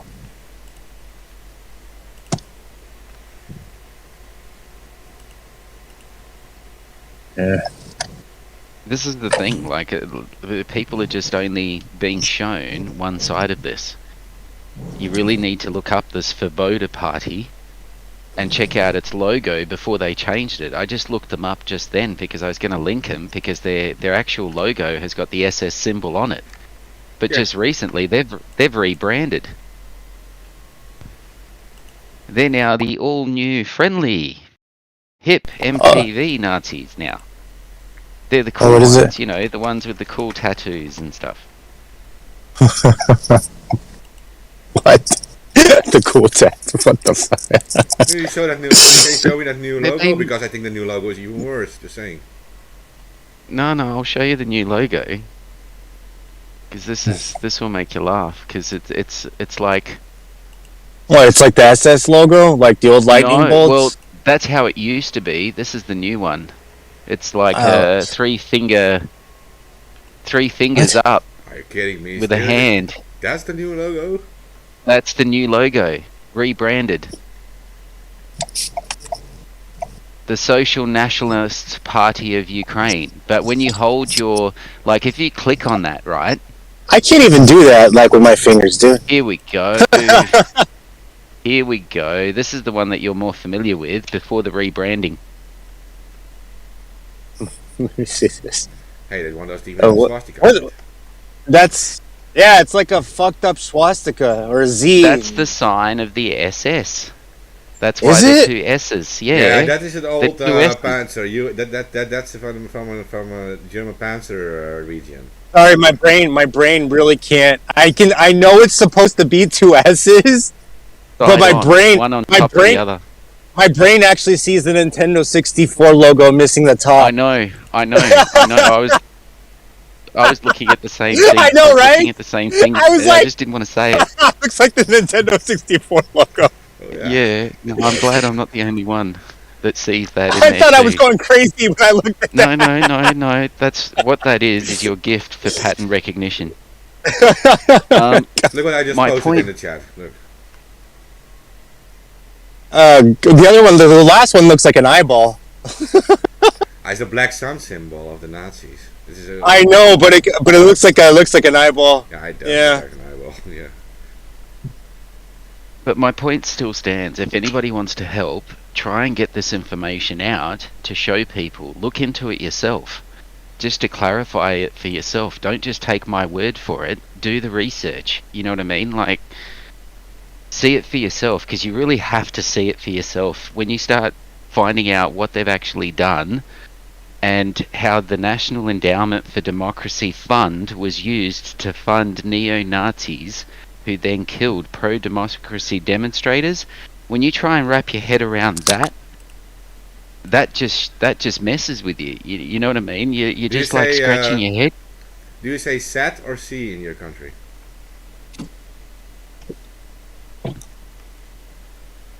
What do you mean? To like spell out the Azov battalion, so people can search for it. AZOV. So if you type that, go to like Google Images or whatever, type in Azov battalion, AZOV, right? And you see the logos. It is like Nazi logo stuff going on there. The other one is the Svoboda party in Ukraine, and that was the government group that was being funded by the US using the National Endowment for Democracy Fund. They're a Socialist National Party of Ukraine.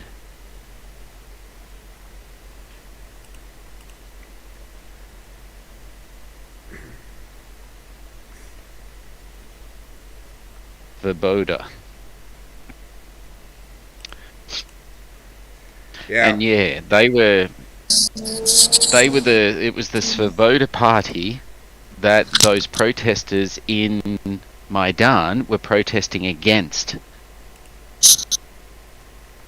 Okay. Alright? They were protesting against those neo-Nazis that were trying to take over the government. And were starting to get more influence than what they should have been. And the US saw this as an opportunity and gave them extra funding just to push them in, which gave them, well, it kind of all holds barred.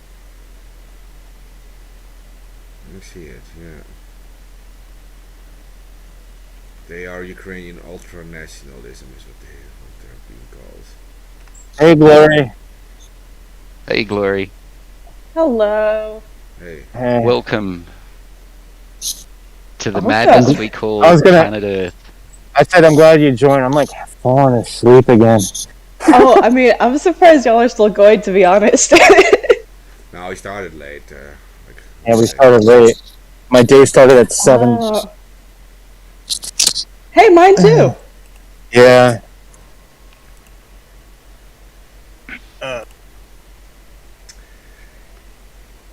Yeah, well, I'll give you your take on the situation in Ukraine if you want,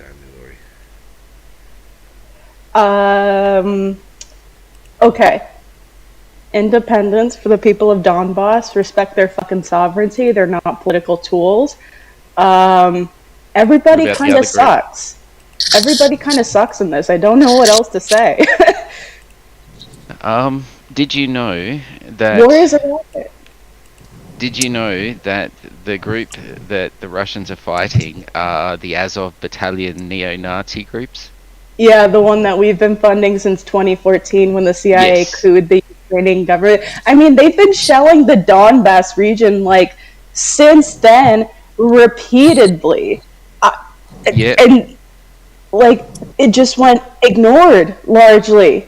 Oh, and it no, even no. escalated about a year ago or so. The shelling It on the wasn't- region it wasn't escalated to the ignored. tune of deafening silence.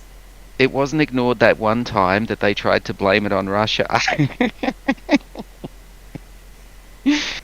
Right? Yeah, that was the one time it wasn't ignored. They drew a bit of attention to it, and there was no evidence for it, so it kind of went back to being ignored. Yeah, really. They tried to say it was a Russian false flag, and I was like, yeah, I don't know about that, Chief.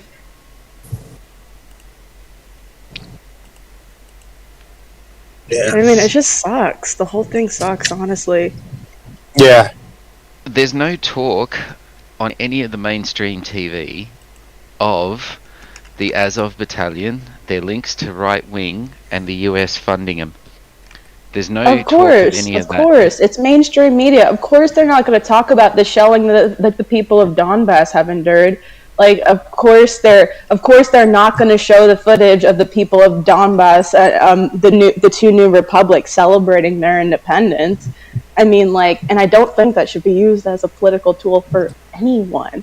But at the same time, like, I don't want to be surprised that Vladimir Putin is doing what's completely within his geopolitical interest. Looking at it from a realist perspective, like,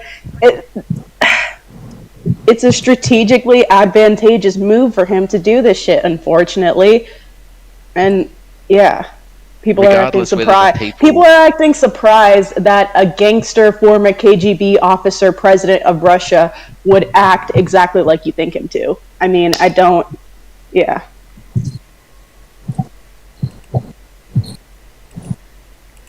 I'm blown away with how, I mean, not you yourself or the people here, but how many others, right, are oblivious to what led up to this and who was the main mastermind in orchestrating all of this. This is what I'm blown away by. How many people just aren't aware of who orchestrated all of this in the very beginning, and their part has just completely remained invisible through the entire duration of this on mainstream media. True. And when you bring it to people's attention, they're like, oh my god, are they neo-Nazis? Wait, are we funding them? Oh my god, wait, I didn't know any of this. And it's like, yeah, there's a reason for that. Because now Well, you're and there looking were at it completely protests differently. against it too. And I mean, I can vouch for at least, the United States, but like, there's been protests against continuous aggression on the part of the US and NATO from Russia.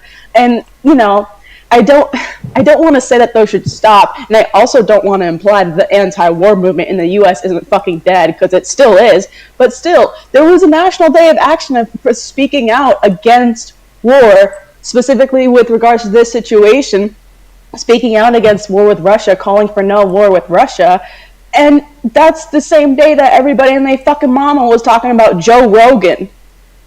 And it's you fucking idiots. Like, where's the anti-war movement? Yeah, I don't know. But there's Rogan only is a perfect one question you have to example. ask, fam man.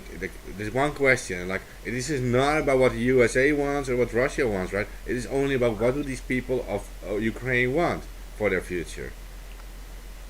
But they don't have one right now. From go ahead. what I've been hearing, more than 70% of the population in Ukraine wants things to go back to how they were before 2014. They want to go back to Russia. And around little under 30% are diehard nationalists who happen to be oligarchs at the same time, while at the same time who happen to be far right in their views. They're the ones that have been solely benefiting, the 30%, they've been solely benefiting from these deals that have been happening since 2014 with the US and so on and so forth. So they don't want things to change. They don't want to go back to Russia, because then they lose power, they lose control. But they've had to remove, like the corrupt government has had to remove 5 TV stations claiming that it's Russian propaganda, just so to minimize the amount of information that the people are exposed to, because the people were overwhelmingly against them and wanted things to return the way they were. So the country's falling apart from underneath them. They've known this for quite some time, and this is Ukraine's corrupt way of twisting the narrative to try and keep its power together, keep its country together, and to stop the people that just don't want to be a part of this anymore rejoining Russia. That's what this is about. And Russia's saying, no, these people want their own freedom away from you, and they've asked us for help, and we're going to give it. It's as simple as that. Historically, the region, the two republics that are in the Donbas region, historically, they've sat between, not calling Ukraine or Russia today an empire, but historically they've sat between two empires. And, I'd like for their sovereignty to be taken into consideration, but I know it's not, unfortunately. And speaking of oligarchs, the sanctions put on the freaking starving sanctions put on Russia, that's not going to affect the fucking oligarchs. No, it won't. That's the worst part about sanctions. There's so many easy ways if you're an oligarch to skirt those sanctions, and it's only going to come back to fuck up the people, of course. Yeah, it's the psychology behind that is if you hurt the people, right, they become disenchanted with the leading group in power, and then you use psychological warfare to get them to blame that person for their hardship that you've created, and thereby turning the people against the person that you're sanctioned, that you're actually targeting of the sanctions. You know what I mean? So that's why they target the population. This dates back from ancient wars, when kings and queens would besiege castles and so on and so forth. They would try and get the people to turn against their king, saying, he's putting you through this, he's the one that's caused this upon you, we're just retaliating, we're the good guys here. You know, that sort of psychological warfare. Oh, what was that gas pipeline that was shut down yesterday? One in Germany. The Nord Stream 2. Yeah. They're just gonna hit That's up near Turkmenistan. completion. But like, is that like gas, oil, or because like they get all the most of their natural it's gas. gas. Yeah, natural gas. They can just hit up the fucking president of Turkmenistan. He sells to Russia all fucking day long, and they don't have to listen to any sanction shit. They sell it all day long. They're fucking the whole country of Turkmenistan is literally sitting on a huge. The reason pile they've of chosen methane. to go, Yeah, the reason like- Russia has chosen to go to Germany is because, historically speaking, they have less drama, and the Germans are more likely to stick with the contract that's been signed. Yeah, the Turk. Yeah, And that guy. it's a direct line into Europe, and from then Germany can then dictate the prices and so on and so forth. So this is actually in Germany's real best interests. If ACER, the European Energy Consortium group, you know, if they went there, Germany would be doing really well here. But because they're there, they're going to basically gain control of anything coming into Germany that's got to do with energy, and they'll dictate the price. But whatever happens, it's going to push America out of the market. Because at the moment, what Europe is paying to the US for its gas is massively inflated, which is why... which is one of the reasons why in Europe they're paying such large energy prices at the moment, because they're having to get their gas from the US, where instead of usually it used to be from the Ukraine at an inflated price, and they were getting it because I mean Ukraine doesn't actually produce any of the gas. All it is a where the pipeline goes through into Europe. That's all it is. So, I mean they were in a sweet spot. But what the Ukrainian government was doing prior to 2014 is they were turning the gas pipes on and off at will and demanding more money. And in some cases, demanding next year's payment in advance, or that they would cut the power supply right here, right now. And countries were like, no, we haven't even started buying that gas from you. You can't ask for that money in advance. You know, stick to the contract. And Ukraine officials in that area who were running the company, the gas company that was organising the pipes and stuff, was the same company that Biden and his son were trying to get into and got into and somehow on the board and, you know, after 2014. But it just shows how much they were manipulating the market prior to 2014. I mean, you can go back, Wikipedia is full of gas disputes between Ukraine and Europe, between Russia and Europe, and it was always Ukraine and the oligarchs there who had access to that factory and were earning, you know, large amounts,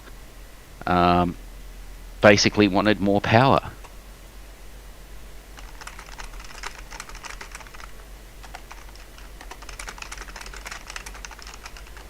And the US just saw it as a perfect opportunity to achieve several goals simultaneously. I mean, that's what's going to come of this at the end of the day. So, during this time period, AFRICOM also conducted an airstrike in Somalia. So, Israel also conducted airstrikes in Syria. For like the bajillionth time. Saudi Arabia conducted airstrikes in Yemen during this. I had to laugh. I'm not gonna lie. I had to laugh seeing what was it? It was a protest in Israel where they were standing with the Ukrainian government and protesting against quote unquote annexation of their land. I really had to laugh there. Israel supporting a neo-Nazi government. You have to laugh at that. That is pretty funny. It makes you wonder who helped orchestrate. Irony. Who helped orchestrate that fucking protest? Like, and I'd like to meet them just to see what kind of a person would do that.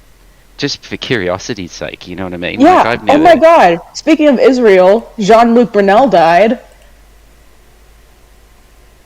I know it's a wild left turn, but I don't think we've had an ABB since that happened, so I thought I'd bring it up there. Yeah, Luke Bennell. He's the researcher. No, he's the fashion model French guy. Oh, yes. Another pedo scumfuck. He's one of Yeah. Oh, he's one of That was- Ghislaine's friends, right? That was another one where the cameras stopped working, and the guards fell asleep again. The exact same way that Epstein's suicide That's amazing. happened. They should I think there's some sort of supernatural thing at play here now, because if you remove all the things that are logical, whatever illogical remains has to be the answer. You know what I mean? Yeah, it's true.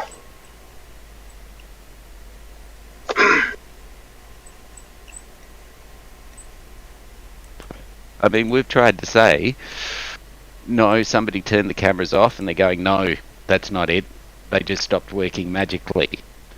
Or the guard wasn't asleep, he was awake, he turned the blind eye, or was part of it. No, you're just a conspiracy theorist. He was asleep. We have people that could prove he was asleep. Well, why didn't they wake him up? Okay, now you're just a conspiracy theorist. I mean, he was on 24-hour suicide watch, but they just had a change of guard, and it happened. Oh yeah, fell asleep. oh yeah. It was. Fell asleep. It actually came. It actually. There was those two guards actually got into trouble for falsifying records that they were actually watching him. Yeah, they came under fire and lost their jobs, and I think they're still fighting that in court. But those two guards are they're in the hot seat right now. But yeah, they lied. They falsified their reports, and they admitted it in court. Now, the court system is for the rich, and they can get it to, I don't know, say whatever it wants. And when people lose track of what's happening with these two guards, they'll be let off with a slap on the wrist, and then they'll be able to sue for damages, and they'll get a payout, and, it'll Well, be I mean, right. the demeanor is, like I've said this a million times, it's pretty hard for a guy to break his fucking vertebrae in a cell jumping from the top bunk. I mean, yeah, I've heard of like fluke accidents, but you need a lot of force to fucking snap somebody's neck. It's not just as easy as you think, Hey, but I don't know shit, right? Whatever. Same. I don't know anything. I'm just, Yeah, I mean, putting you it gotta out really. there. I mean, the only way he would have been able to do it is if he was like in one of those prison 3-tower tiers and he fucking made a noose and jumped off. Said during chow time, jumped off the fucking rail and did a swan dive, and then he would have snapped his neck. But yeah, you need. I think it's like 6 or like 12 feet. I think that's what they used to use to hang people. In the old days, at least 12 feet high. It's got to be a significant force. It's the there's a proper height to snap somebody's neck. And I'm sorry, but where he was from it's just not. It's not. Even many people have said it's not the right height to snap your neck. Somebody did it. Probably his fucking didn't he have a bunkie? And so. I don't know. I think when you're on suicide watch, I don't know if they put you in. I don't know either. I don't know because he was I think he was in a federal penitentiary or something like that. I don't know. Anyway. Yeah, he was fucking off, dude, because Prince Andrew or whatever the fuck his name is, pedo. He Prince, just paid whatever. out. He just paid out. What's the name? Yeah, to the go settlement away? with Virginia Guffrey. Yeah. Yeah. Like, please leave me alone, money. I Yeah, just want this to go away. it won't go away. Fucking Queen just annexed you. Yeah, it's not going away. I don't know. These young boys just None of them He was- think. I swear to God. He's not young. He's in his 60s. All that means is how many times he's been around the sun. Oh, bro, Look- here we go look, again. If we're gonna, if let's look at how he's acting, okay, and then let's look at his age, okay? Because right That's now, if you're gonna judge him on how many times he's been on a roller coaster, right? I'm years old, right? I'm older than time itself. Do you know how many times you can go on a roller coaster in one day? It's what you learn Yeah. on the ride that makes Depends the on difference. the roller coaster. It's what you learn on the ride. It's what you learn on the ride that makes the difference. And obviously he Jesus, hasn't learned Frankie, much. man. He's just been waving his arms around, having a good old time, thinking this ride's fun. Not realizing how does nobody else love the ride? Perhaps they have a different ride. The royal family. This isn't the only family member I've heard weird shit about. I don't know who it was. Weird sex stuff, and it's not only from this one. Weird. I mean, it's the sex. whole royal family, really. Yeah. They do have a homosexual family member that they were trying to keep hidden way back. I know that. That was a big problem back then. Now it wouldn't be a problem at all. Well, now it's all the shit with what's her face, Megan, where cause she's part Trini, I think.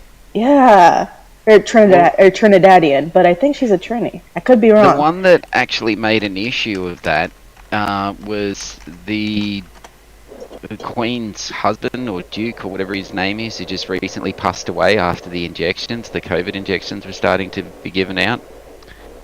What's his name? I don't know. Prince Philip, or that guy that the Queen was. I don't The know. old guy that looked like a scrotum.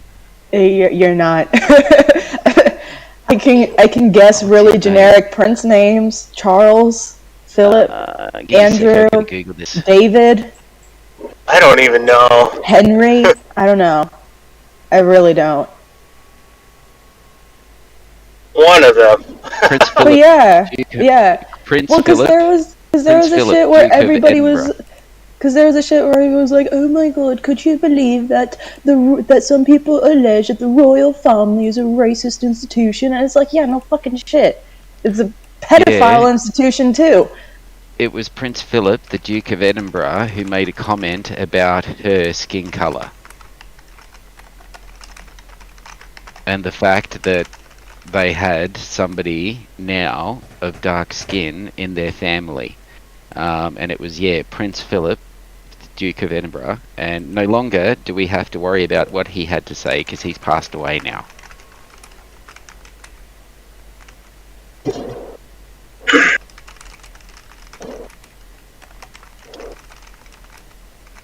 He passed Why do away we- on the 10th of Why do June we still have 2020. the royal family? 2021. Why do we still- No, 9th of April. Why do we because even they have have money Yeah, but they only have money and they because own people. a lot of stuff.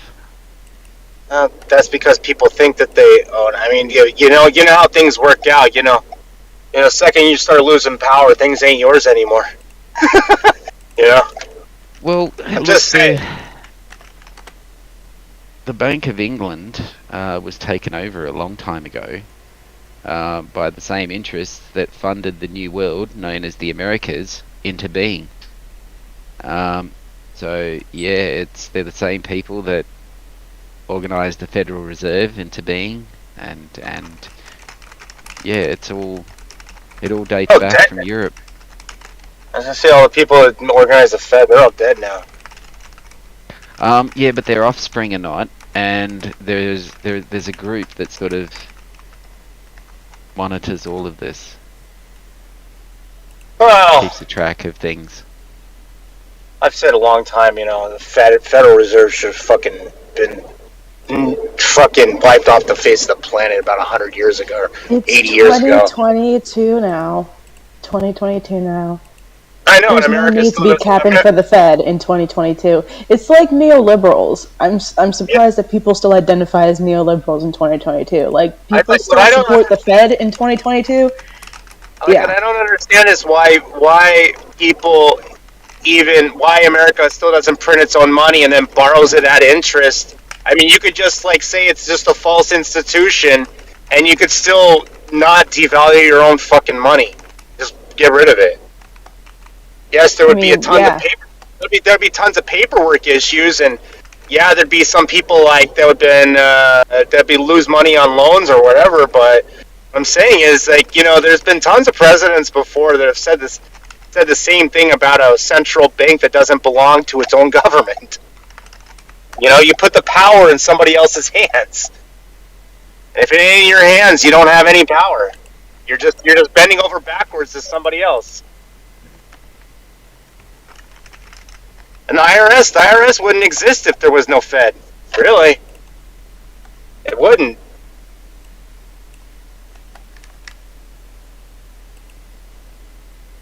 Or am I wrong about that one too? I don't think I'm wrong. The two do go hand in hand. Yeah, they do, because when you pay the IRS, some of that goes, a majority of it actually goes to the interest on the loans. Not just mortgages and all the other shit, but a lot of when you pay to the IRS goes to the interest on the loans. Some people think it's 100%. It's not. It used to be that way. It's not that way anymore.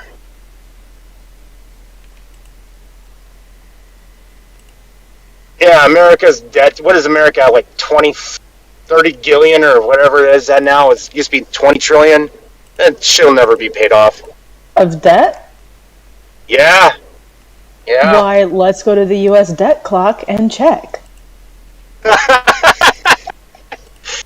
Watch, it's at a Googleplex, one followed by a billion zeros or something. It's not that bad. We're only 30,149,648,206,789. Okay, well, yeah. So when Obama was president, it was like a 19.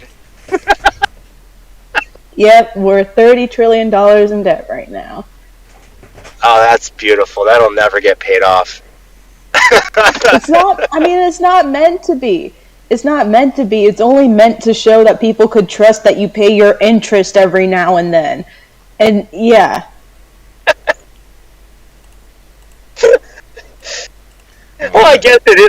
I guess it is fake because it's all just printed off of it. It's all just electronic. If you want another $1 billion to exist, you just type it into the computer. Keep in mind that out of that has gone into private people's pockets, but the debt is still on the country and the people. Whereas these private people that have lined their own pockets, do not consider themselves as part of that group that has to pay it back. That would only be.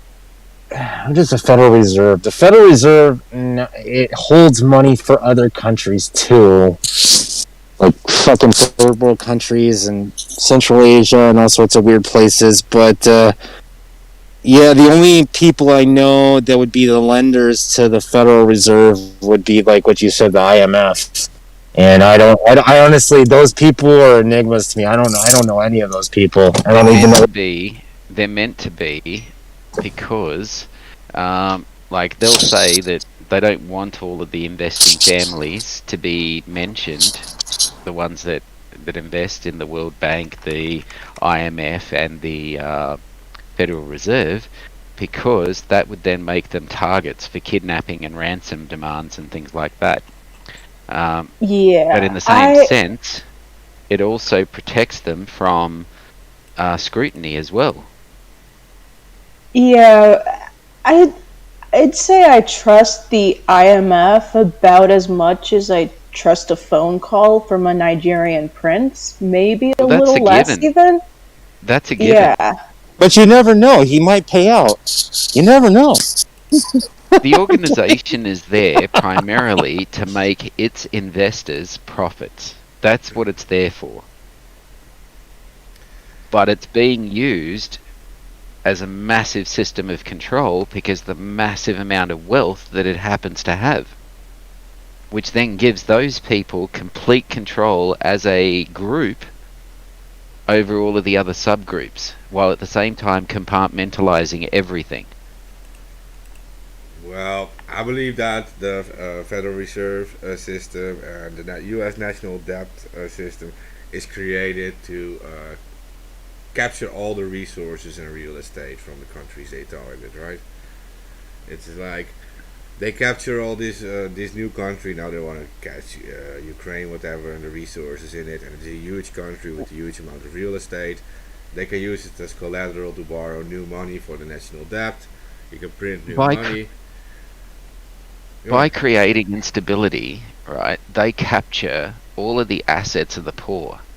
Because as soon as you throw in instability into the working class, with their ability to make or to have an income to pay their bills, pay off their loans and so on and so forth, instantly, when you create instability there, you start making a whole bunch of goods, land, and all of this other stuff available for cheap as it gets repossessed on mass scale. And only those with money can take advantage of these situations. And this is where the wealth transfer is taking place subtly and quietly behind the scenes. You know what I mean? Like you're just not noticing, or when you do, you just go, oh, that person, just should have paid their bills, served themselves right. But technically, Fanny man, technically, they only have to keep the dollar value up until they captured all the resources they want. They can dump the dollar, and the repayments in dollars won't be worth shit, but they have all the resources. So whatever economic process is behind that is a pretty smart dude or woman. Like, because they're able to blackmail the whole world because they borrow money from the whole world, and that entire world benefits from keeping the dollar up, because if they're going to be repaid in worthless toilet paper money, they won't get their money back. So they want to keep the petrodollar up forever, and the Americans in the meantime can capture every country in the world, all the resources, use it as collateral to create more and more debt endlessly, fund all these wars from it, and then the other countries are blackmailed into keeping the value up. And the Americans can drop it whenever they want because they already have the resources. You can create a new currency. Say like, we have now the $2, and every $1 is worth 1,000 gazillion old dollars. Right? Well, they're actually going to do that. The crypto dollar. Some digital currency that's going to be inherently more trackable and incredibly surveilled. Can't wait. Oh, good. They can seal the drug type on.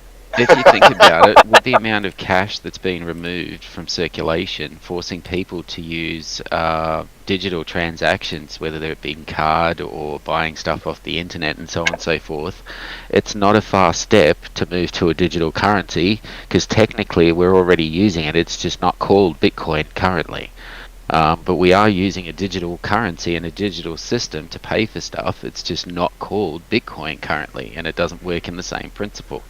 But quite frankly, Vandy Man, it's credit. It's credit, Vandy Man. No, I agree. But the use of it online and with a card system, with credits laid to your card and so on and so forth, allowing you to pay for things, is there. Like, the whole infrastructure is there for the merge.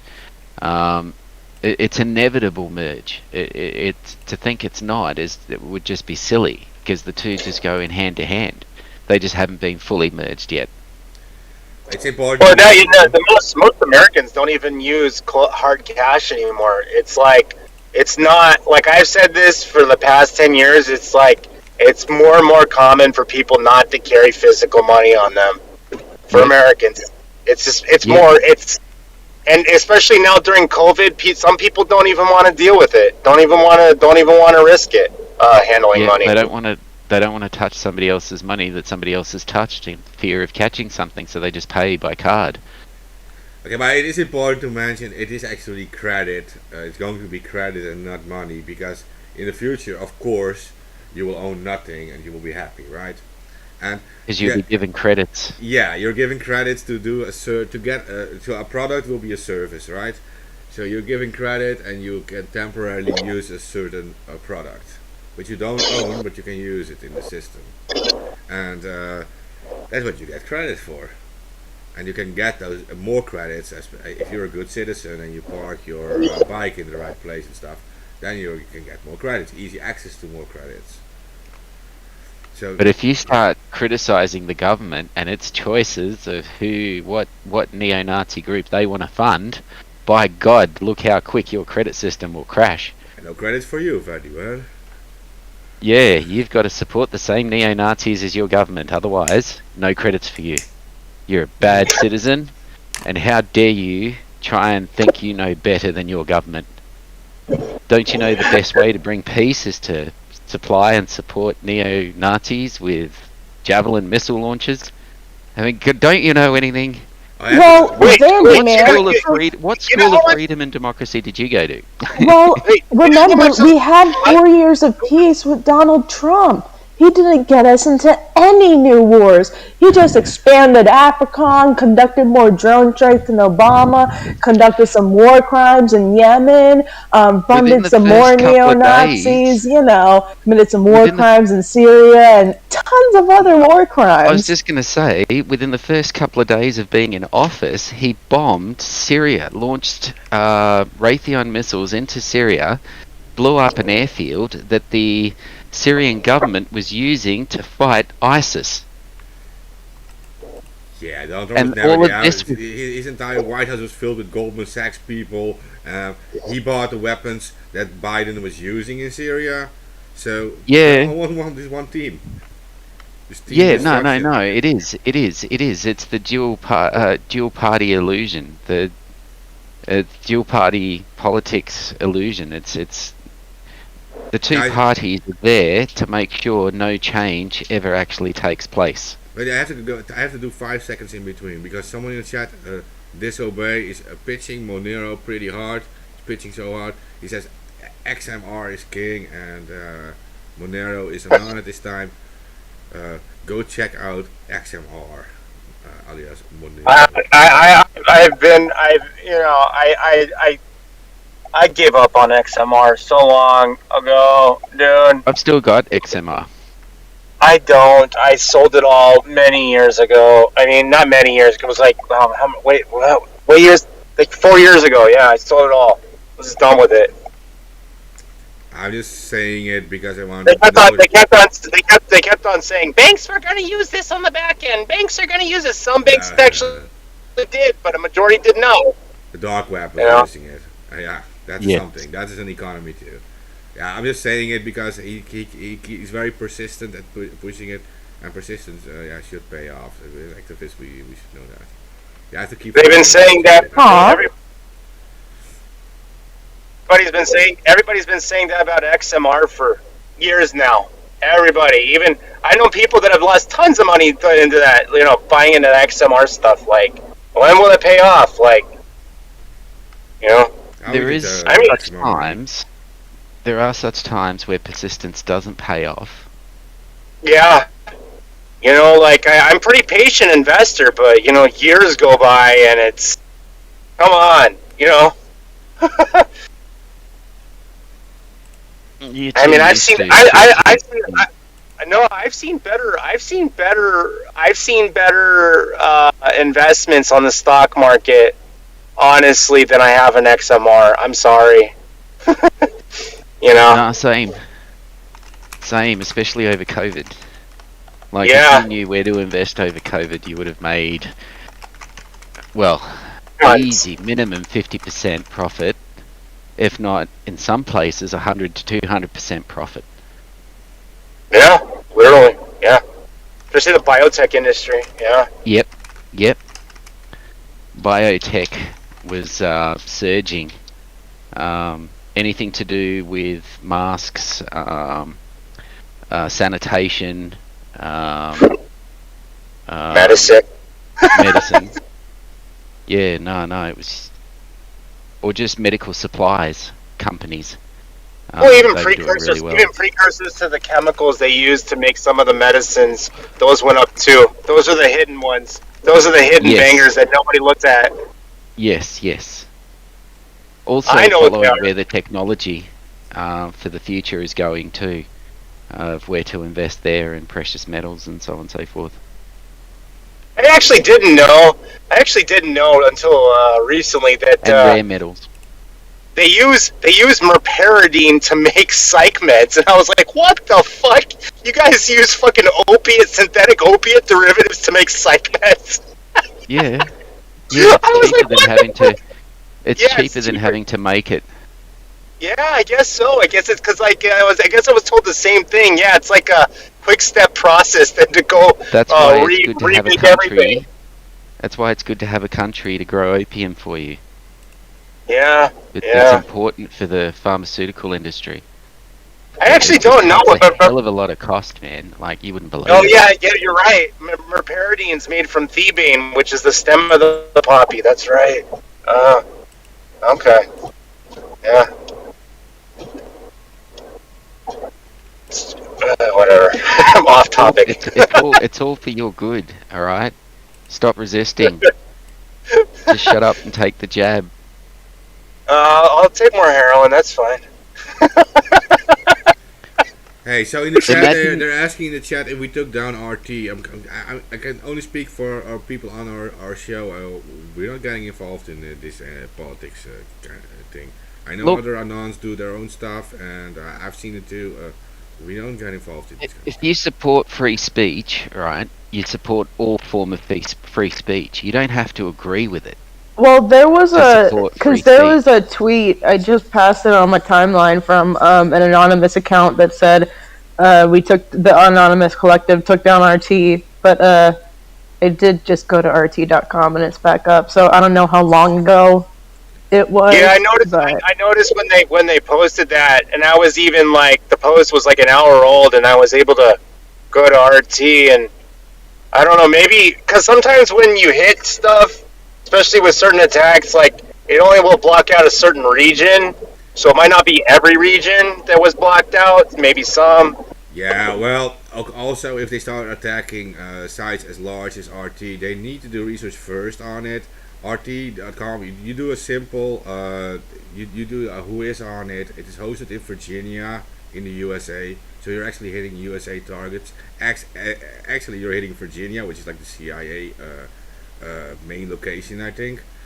So you're hitting. Oh, why aren't they using a CDN? Like, I'm not sure. Maybe they are using, but they're using LeaseWeb and they in the Virginia location. So they were targeting a U.S. based location. So you're yeah, if they have targeting US if they have a CDN, it's just a click of a mouse, and the attack is moved the whole site is moved somewhere else. Yeah. Either way, Look, I get it. either It's that- way, it's there. Okay, so they're allowed to do this like anonymous non-leaders or whatever. It's not like one. They can do whatever they want. It's like we can't like condone it or something or like be in favor or against it. But like I as like as a podcast, I can only speak for myself. I don't get involved in these kind of things. Like this is not what. I wanted to push like at least to think about the people who are living there. If you want to do something good, maybe focus on. There's people who are going to be probably like food crisis, losing their homes and everything. You can help those people if you want to do good things. Think about these people first. But like the normal civilians are always the real victims in any war. And Russia is a major empire. USA is a major empire. They're fighting over a country. The population itself is always going to be full. Same as in Yemen, in Palestine, whatever, everywhere. It's the same bullshit. Yeah, you can do many good things. You can find out how you can help people who are in food crisis or whatever. That was what I would say. Yeah. right now how you can help is by getting the truth out of what's actually going on there and who's fighting who and so on and so forth, because this is not just some simple Russia's attacking Ukraine story. This is that to believe that is to be completely misled. There's a lot more at play here that is not being told, and it's not being told for a purpose. And the purpose is to deceive the public. And this is the important thing. So if you want to help, make sure that, you know, people find out everything about this Azov battalion and the Svoboda party and their movements and their actions in Ukraine, and how the people don't like what's going on but can't speak out about it because they get targeted for harassment by their own government for resisting Nazism. They're looking to rewrite the textbooks to train and to teach the next generation to show the Nazis as heroes of Europe. I mean, this is the sort of stuff we're supporting by supporting the Svoboda Party and the Azov Battalion and the Ukrainian government as it stands. Why do you think they've got an actor in the role of a president or prime minister or whatever he's playing or pretending, whatever role he's currently playing? This is probably his most famous role. This one will cement his place in history as the greatest actor ever. Like, you know, if you want to help, get the information out. Make sure everybody sees what is happening behind the curtain. That's the best thing you can do currently to help. Because that way you can guarantee that the information is going to go to the source instead of sending money or just throwing money at the problem and thinking that that will help because it'll make you feel better. Alright, at least you know when you send the information, it doesn't cost you anything. People get a better idea of what's going on and are much more informed to be able to make a decision. An informed decision. Not be coerced into a decision by deception. Through deliberate removal of facts out of the equation, which change the entire narrative. I mean, when you're removing facts that change the entire narrative, you're deceiving the person you're telling the story to. Why is this not obvious? Am I tripping? Am I like striking out of something? Like, well, it is obvious, but we all have to be a bit honest about Russia. They're not the nicest country either. No, I'm not saying they are, but funny enough, the country that is telling you that they're bad, Russia's bad, right, is the same country that's funding neo-Nazis in Russia's doorstep. So just think about that for a second, okay? Yeah, the same country that's telling you who the bad guy is the one that's funding neo-Nazis. Now, I don't know where I come from, but neo-Nazis, right, tended to be, what's the word, antisocial, I guess is one way to put it, and would do antisocial things, which would generally be considered as bad. So you've got the good guys telling you who the bad guys are in this scenario, who just happen to be funding the bad guys. But I mean, in this instance, like, you know, what one can think about Putin and Russia doesn't necessarily come from the U.S. It comes from just general observations of who Vladimir Putin actually is beyond, like, this whole, you know, strongman persona that the U.S. and West tries to assign to him at large. I mean, behind it, he's cutting deals with all these guys behind the scenes, so... So is the U.S., but what's happening, right? Are you getting your news about what Putin is saying and who Putin is from the West, or are you getting it from... Because you got to look at both sides, right? When have you ever actually heard somebody you trust actually translate what Putin is actually saying? Or heard last him night? Speak? And who did the translation? And can you give me a link? I don't want to give you a link because it was a friend doing a voice call. Roger. But yeah, no, it's important to get somebody that you can trust to do the translation for you. Because don't trust the mainstream news to do the translation for you. Show a picture of Putin and then them tell you what Putin is saying. Yeah, I know. That's all. That's all I was getting to. Because how the West translates it to push its narrative is Oh, it's completely garbage. different. Look, It's garbage. for It's us garbage, but I obvious. know that. For us, it's obvious. Like we have been experiencing so much bullshit with our own governments in the West that it's very hard for us to trust anything these people say at this point, right? Like we just had like 2 years of complete like destruction of all our human rights. Like we can't even protest anymore without being beaten up in the streets. Like obviously, and now they're creating Yeah, us that's an not enemy. to go away. No, and so they're creating an outside enemy for us to focus on, so we no longer hate on our governments and we no longer aim to restore anything of our human rights. But like what I'm saying is that Russia isn't much better. I mean, the last decade they killed 63 journalists, independent journalists. They all died in Look, mysterious circumstances. And I'm not saying that they're great. like when I'm they just talk saying about that- Julian Assange, for example, which is fair, they would look how we're treating Julian Assange in the West. Yeah, but they murdered like 61, at least 61. No, no, look, 63 I'm not in a row. saying I'm not saying that they're heroes, right? All I'm saying is that this Ukraine situation, when you have the full facts, is very clear cut. Right? And it's quite easy to see who are the main players in this and the dastardly things that they've done to put Well, this I into mean, action. yeah, but in larger geopolitical interests, it would make sense for Putin and Russia to do a move like that into eastern Ukraine.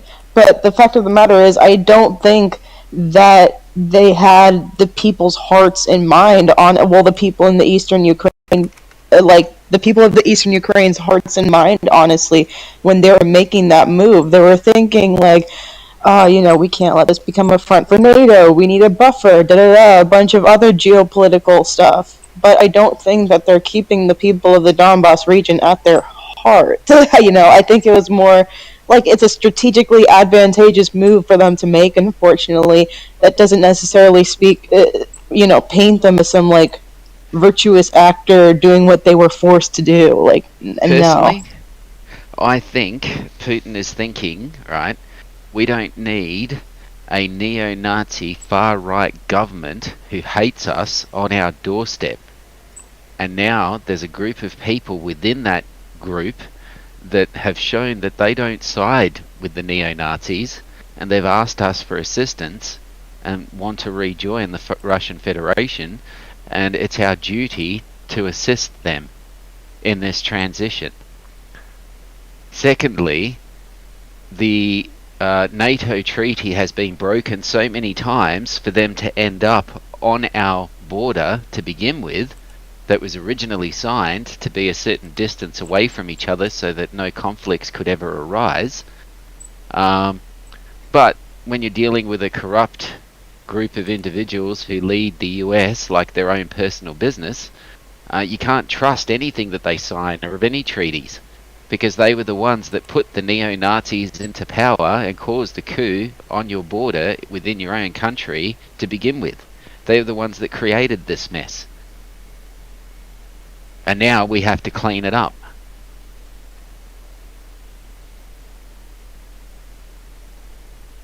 Well, yeah.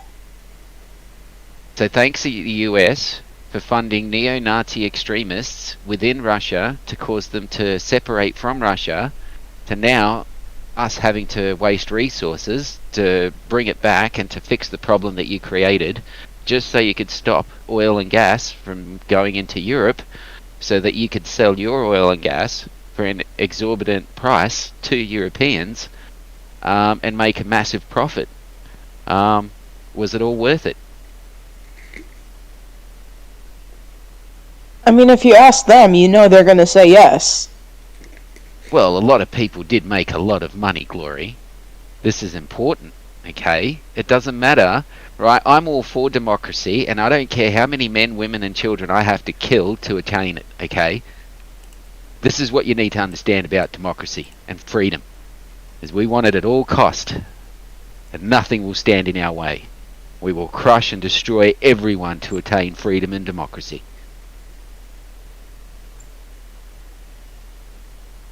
Ugh. I know, right?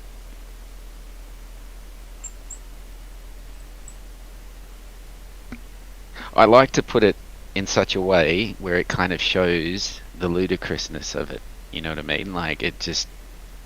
And seriously, when you think about it from that perspective, you're sitting there thinking, how can people be okay with this? Because they're fed a lie through the mainstream media. The same They way leave people out are okay the with genocides happening, with the genocide happening in Yemen. The same way they're okay with the Zionist occupation of Palestine. The same way they're okay with every fucking injustice and fucking Actually, they're not okay with it. terrible They're just- tragedy that's happened to the continent of Africa and various countries in there, because they just don't know. They don't feel the cost of it, or even if they do feel the cost of it, they don't know that they're feeling the cost of it. And then sometimes they just don't care, because it's like, oh, well, I got bills to pay, I got this to do, I got this to do, so I just can't think about that right now, and it's fucked. Many people do not have the same access to the data as you and I. So they're kind of not fully confronted with it. And then many that are fully confronted with it, that are intelligent enough to go and do their own research and dig deeper, do find themselves in a dilemma where they're overwhelmed, right, black-pilled, and overwhelmed by the problem, to the point where they think, shit, I've got my own problems, I can't deal with this, while at the same time stressing at how I'm going to pay my bills by next week so I don't get thrown out. I've got my family to feed, I've got bills coming in, I've got the rent coming in, I've got to put up with another day at work where I don't want to be, but I know I have to be because it's all I can get at the moment. You know what I mean? Like, I understand how it all works, but it's just getting the information out there to the people in a helpful way where it fills in the gaps where the media isn't telling them the truth, the whole truth, is where the most amount of good can be done.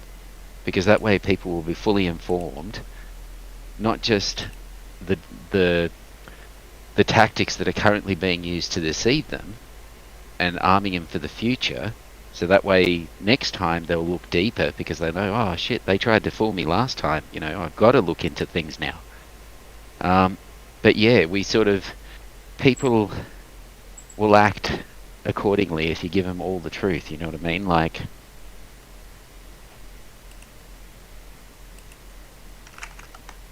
Yep. We got voices, so use them. so yeah, when you see somebody that doesn't seem to understand what is actually happening there, engage with them in a conversation. Link them some information that tells them, you know, of what they're not being told about the crisis, where it originated, who are the major players. Let them know that the same people that were organising the coup in Ukraine in 2014 are the same people that are in power now, and are the same people that are in that Azov battalion that are currently fighting or confronting the Russians. Now, war is not good, but when you have a bunch of neo-Nazis who are armed with military-grade equipment on your doorstep, it tends to make you a little bit nervous. It would be the equivalent of China or Russia moving into Mexico, funding a whole bunch of neo-Nazis on the American-Mexican border, and then turning them against America. As ludicrous as that sounds, it would be the same equivalent. And then when America goes in to sort out these neo-Nazis that are threatening their border and threaten the people of Mexico, and Mexico asks the US for help, the whole international community goes, look, America's invading Mexico. Quick, we got to do something. We got to sanction them. How dare they kill all of those innocent people? Now, I'm not pro-war, but I'm pro-honesty and transparency to what's actually going on. And if the truth was, shown to be what it is, instead of hidden, we could avoid this whole war thing altogether. Because deep down, people are good. It's just that they've been deceived and led astray by those with forked tongues.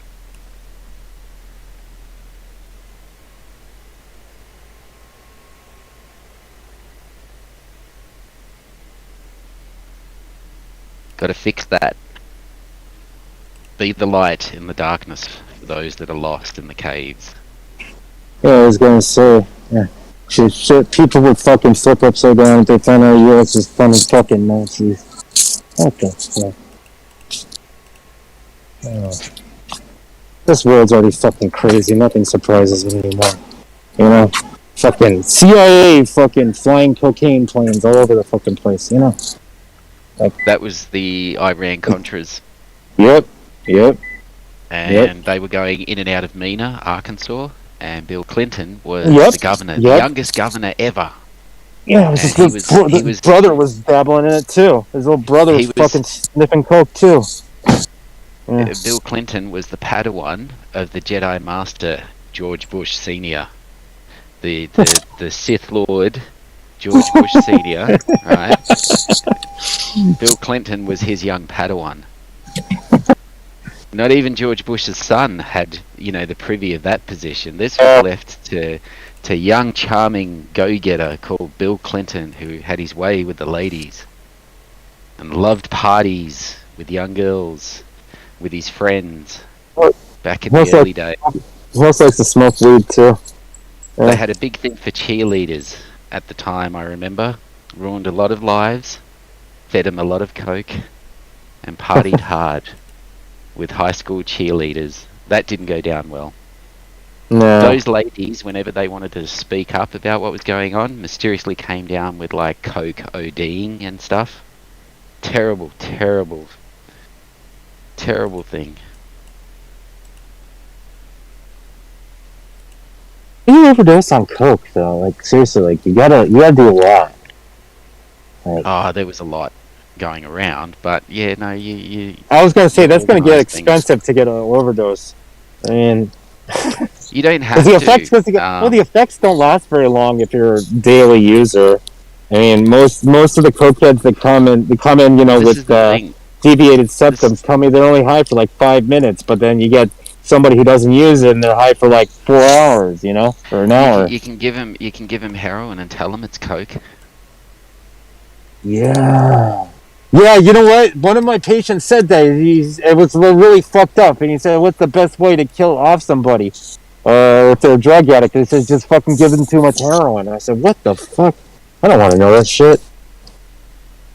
It's in the CIA handbook of dispatching people. Well, it's not my specialty. A specialty in wanting to know how people are gonna die. Like, No, but it's interesting that they actually have a booklet on it. Jesus Christ. The most simplest methods are always the best because they can be put down to accidents. Well, yeah, because half That's the where time the real overdoses art aren't when you have an overdose, especially in the city of LA, they don't really investigate it unless you're somebody important. Other than that, if you're like a junkie or whatever, they don't even investigate it. They just they just go straight off to the fucking crematorium if nobody claims you in 30 days. Yep. Or medical research.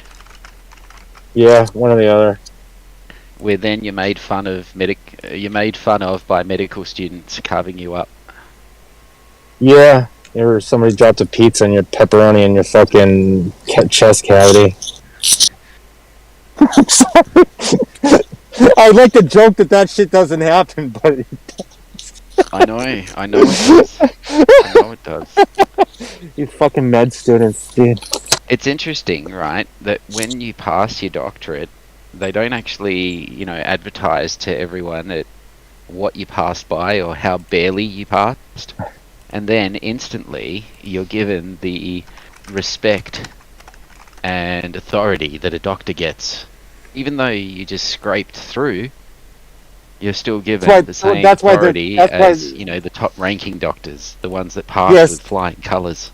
Unfortunately, in my experience in the field is that there are a majority of the doctors out there are actually bad doctors that barely passed, Yeah. and there's only like 10% that actually You know how know many of those stuff. bad doctors are on board with the vaccine currently?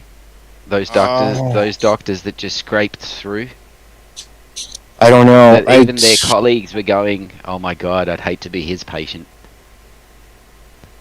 It's not even that. It's like they if it isn't fucking diabetes, if it isn't high cholesterol, if it isn't some normal form of cancer, if it isn't some sort of normal autoimmune disease, if you don't fit these basic categories of stuff and it's something that you got to do some research on and you got to dig and you got to do extensive tests, like I was watching this one documentary and this is one thing that got me pissed off. It was called oh god, one of my friend's wives was watching. I was watching with her. It was called medical mishaps or something or medical anomalies. And this kid got blood on him from an armadillo, and he was going to a doctor regularly for a year with these lesions all over his body, and it didn't occur to anybody to do an epithelial sample of the stuff that was oozing from these things, only to find out he was suffering from leprosy from getting in contact from the fucking armadillo. Meanwhile, he almost died. And here I am thinking, how incompetent are you? You didn't fucking run a test. What did you do? Just think antibiotics would get rid of it? Fucking retard. You need to take rifampin. You need to take rifampin for a year or whatever, dude. Rifampin can also kill you. Here. You're missing the big picture, alright? He's got a house to pay off. He's got a yacht to pay off, alright? And you just don't understand how life works, okay? This is the problem. You're out of touch with reality, right? And you need to really sort of come back down to earth. Because if you think doctors are there to help you, right? I looked at his skin. I could tell you it was people leprosy. like everybody else trying to pay off their house and feed their family. I mean, Right. Seriously, you know those medical documents of people that have middle stages of leprosy before they get deformed. You think the skin discoloration would have? Jesus Christ! I get it. I personally, right? I'm not a doctor or any professional here, right? Yeah. But I would have sent him in for a pathology result to get some blood work done. Yeah, nobody did that either. Because if you have a good pathologist, even if the patient can't speak and is completely unconscious, so you can't get any information from him whatsoever, a good pathologist can tell you exactly what is wrong with the patient, what's happening internally, what internal organs are ruptured or damaged or not working, or a plethora of different things can be taken through just looking at the blood work. It's a lot of doctors don't even want to do extensive testing, and they have their own reasons. And I sometimes agree with them that sometimes doctors will order tests even though they don't know what the fucking cause is. Like one of them did it to me, and he said one doctor said, "Oh, your optic nerve is distended," and I said, "Okay, all right, I'm gonna fucking go with this one, but I know it's because I'm on fucking I'm on corticosteroids, and that can happen." Especially with some of the nerves, it'll look like that until some of the nerves will look under a microscope will look kind of funny until you stop taking them. But then this guy, he goes back and he goes, "Dude, you need to come back. We need to put dye into you to figure out what's going on." I told his fucking receptionist, I said, "You don't have a fucking clue what's wrong with me. If you really did, you would have run some blood work to see why the fucking nerve was going that way, rather than some fucking physical manifestation that you're gonna dump some fucking dye into to look when you've already put lights into my eyes to see the back of the fucking eye. What else can you see if you dump blue dye into me? What else will you see? Nothing." Well, fucking retard. He will see an extra $110, right, on the extra consultation. Yep. Plus the extra on sending you in for an MRI. Oh no, they Right. want to put that for the medication, whatever the blue dye was. I Yeah, don't yeah, know but what you got to the- go yeah. into a machine for you to be scanned, right? And there's extras of that, right? And the beauty of that is once I send you on that, then you have to come back and see me for another $110 visit. Yeah, and the So thing out is, of 2 like the worst. visits, I've already made 220 off of you so far, and my mate that works in that department has also made a little bit. If I I got can, called- I'll probably I got try and called- get you to come in for a third time just as a checkup, because that way I They- can get they have. $300 off you. They've called me literally 20 times off a visit. I only went once. I'm like, I told them several times. I said, "Are you?" I even told the company. I said, "Are you running a medical office? Or are you trying to run some sort of fucking cash cow? Because obviously you're not into helping people. If I tell you I don't want any help, like if I don't want any help, I don't want any help. Is this That's my recently? choice. Tyler, Yeah, is this recently? Yeah, because what's Yeah. happened, right, recently, because of the COVID situation, a lot of well-informed doctors, now these are the doctors that really know their shit, they actually give a shit about the patient, right? These are Yeah. the guys that have refused the vaccine for whatever reason. Some have taken the first shot, had a really bad reaction, right, that almost killed them, and then decided not to have the second shot, and thereby had to then give up their practice. Now what you've left with is all of these yes men who basically just scraped through their doctorate and now littering the marketplace.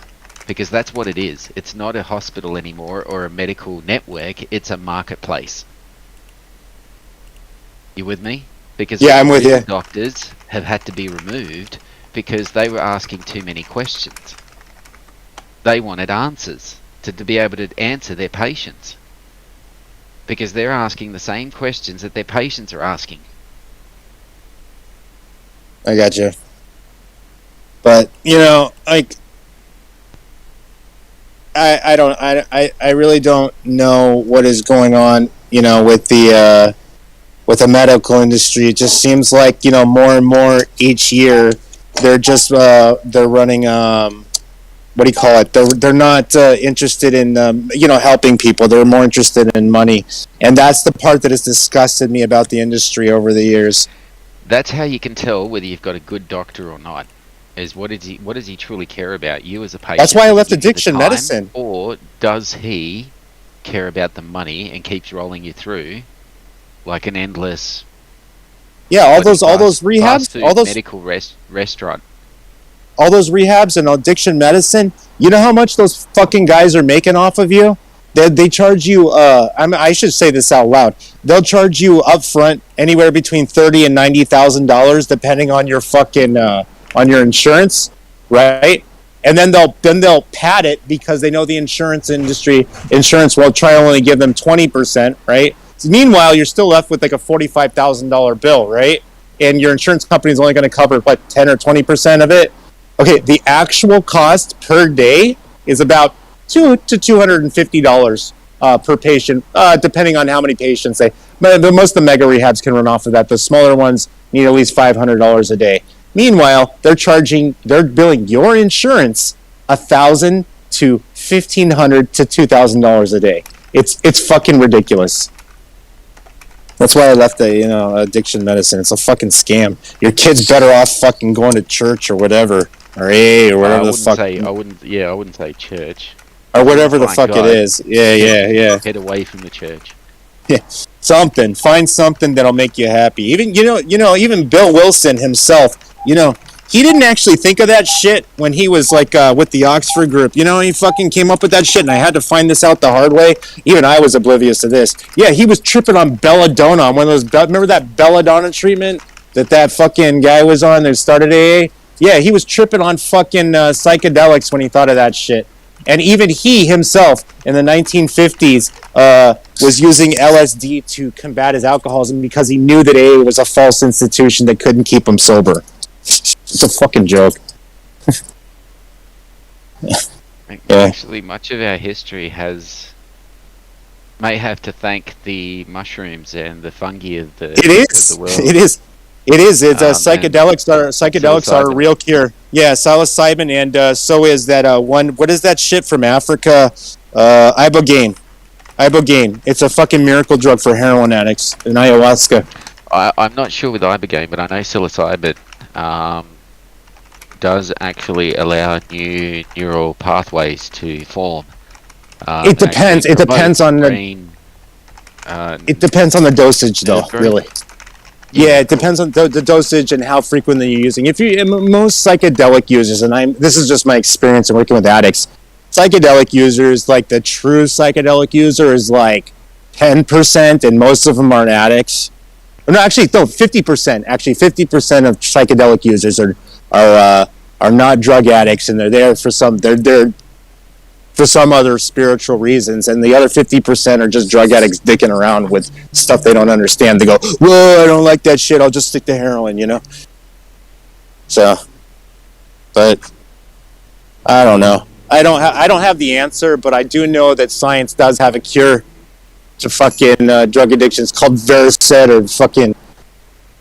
We have psychedelics. We have opiate blockers. You know. Besides that, I'm just saying the whole medical industry is just. It's all profit driven, and I don't like it. It's, you know, doctors are more interested in a paycheck than they really are helping a patient.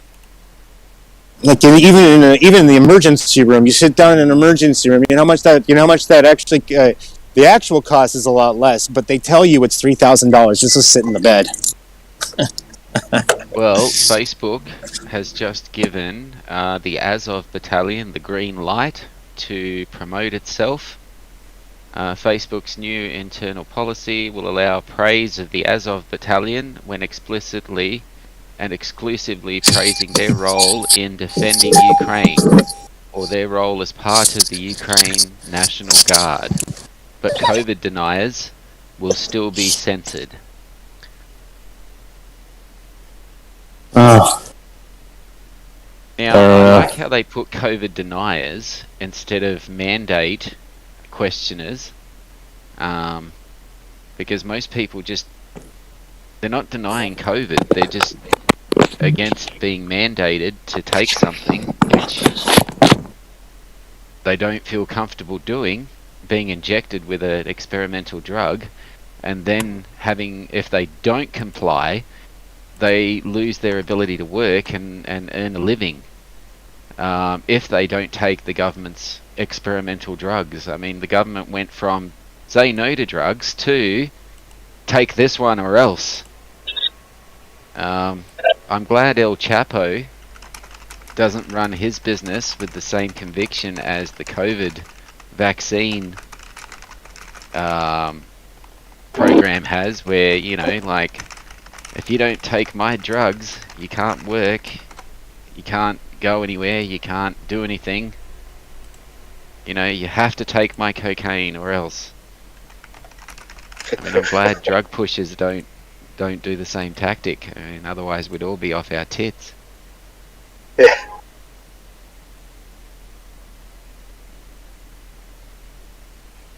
I don't know about you guys. I'm getting tired. I'm falling asleep. Understandable. I think we covered everything. Yeah. Good. But if something happens like during the weekend, we probably should need to do like some emergency episode thing. Yeah. We'll keep an eye on things. Alright, guys, I gotta go. I gotta go to bed. You take care. Pleasure chatting as always. Okay, well, please help share this around. I do see there is a lot of like new updates and stuff coming in, so yeah, I probably will cover this later this weekend. But like I said, I just want to end real quick that in these wars, the population suffers most, like normal people, and perhaps give a little bit more attention to the normal people who didn't ask for this stuff, right? Some might have asked for it, but there's a lot of people there's over 100,000 people fled their homes now. Those people need to be taken care of, and if the Ukrainian government doesn't do it, or if the Russians don't do it, or whatever NATO country doesn't do it, they still need it. They still need support, right? So think about these people too, and not so much about what powerful country once was, right? No, I have. The Russians actually as I was saying, they evacuated a whole bunch of women, children, orphans, and the elderly out of that area before moving in, days before moving in. So yeah, no, I saw the live feeds of the early morning collecting of the people as they were getting on buses and heading into Russia, away from the fight. The people that are remaining are the people that didn't want to leave. Okay, I just want to emphasize that, and also, yeah, well, if they don't want to leave, it's still their home, right? Agreed. I mean, they shouldn't be forced to leave either. Like, yeah, okay. So we're trying not to take any side on this. So yeah. But yeah, we'll try to like keep updating you guys as objective as possible. Like later this weekend, I think. Probably Sunday. The Azov battalion, as they've been moving in, have been actually raising the Nazi flag over buildings that they've been taking. I don't know whether you've seen that in the videos that have been posted. Yeah. It's just disgusting. Yeah. I know. Wage peace, motherfuckers. This is the thing that they're doing. You know what I mean? Like. Yeah.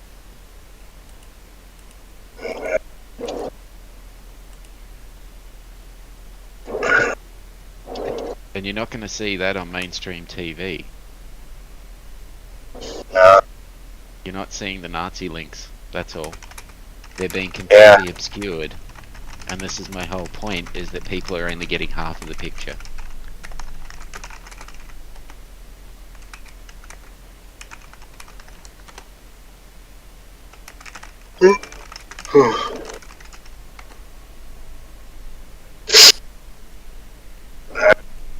I guess I gotta go.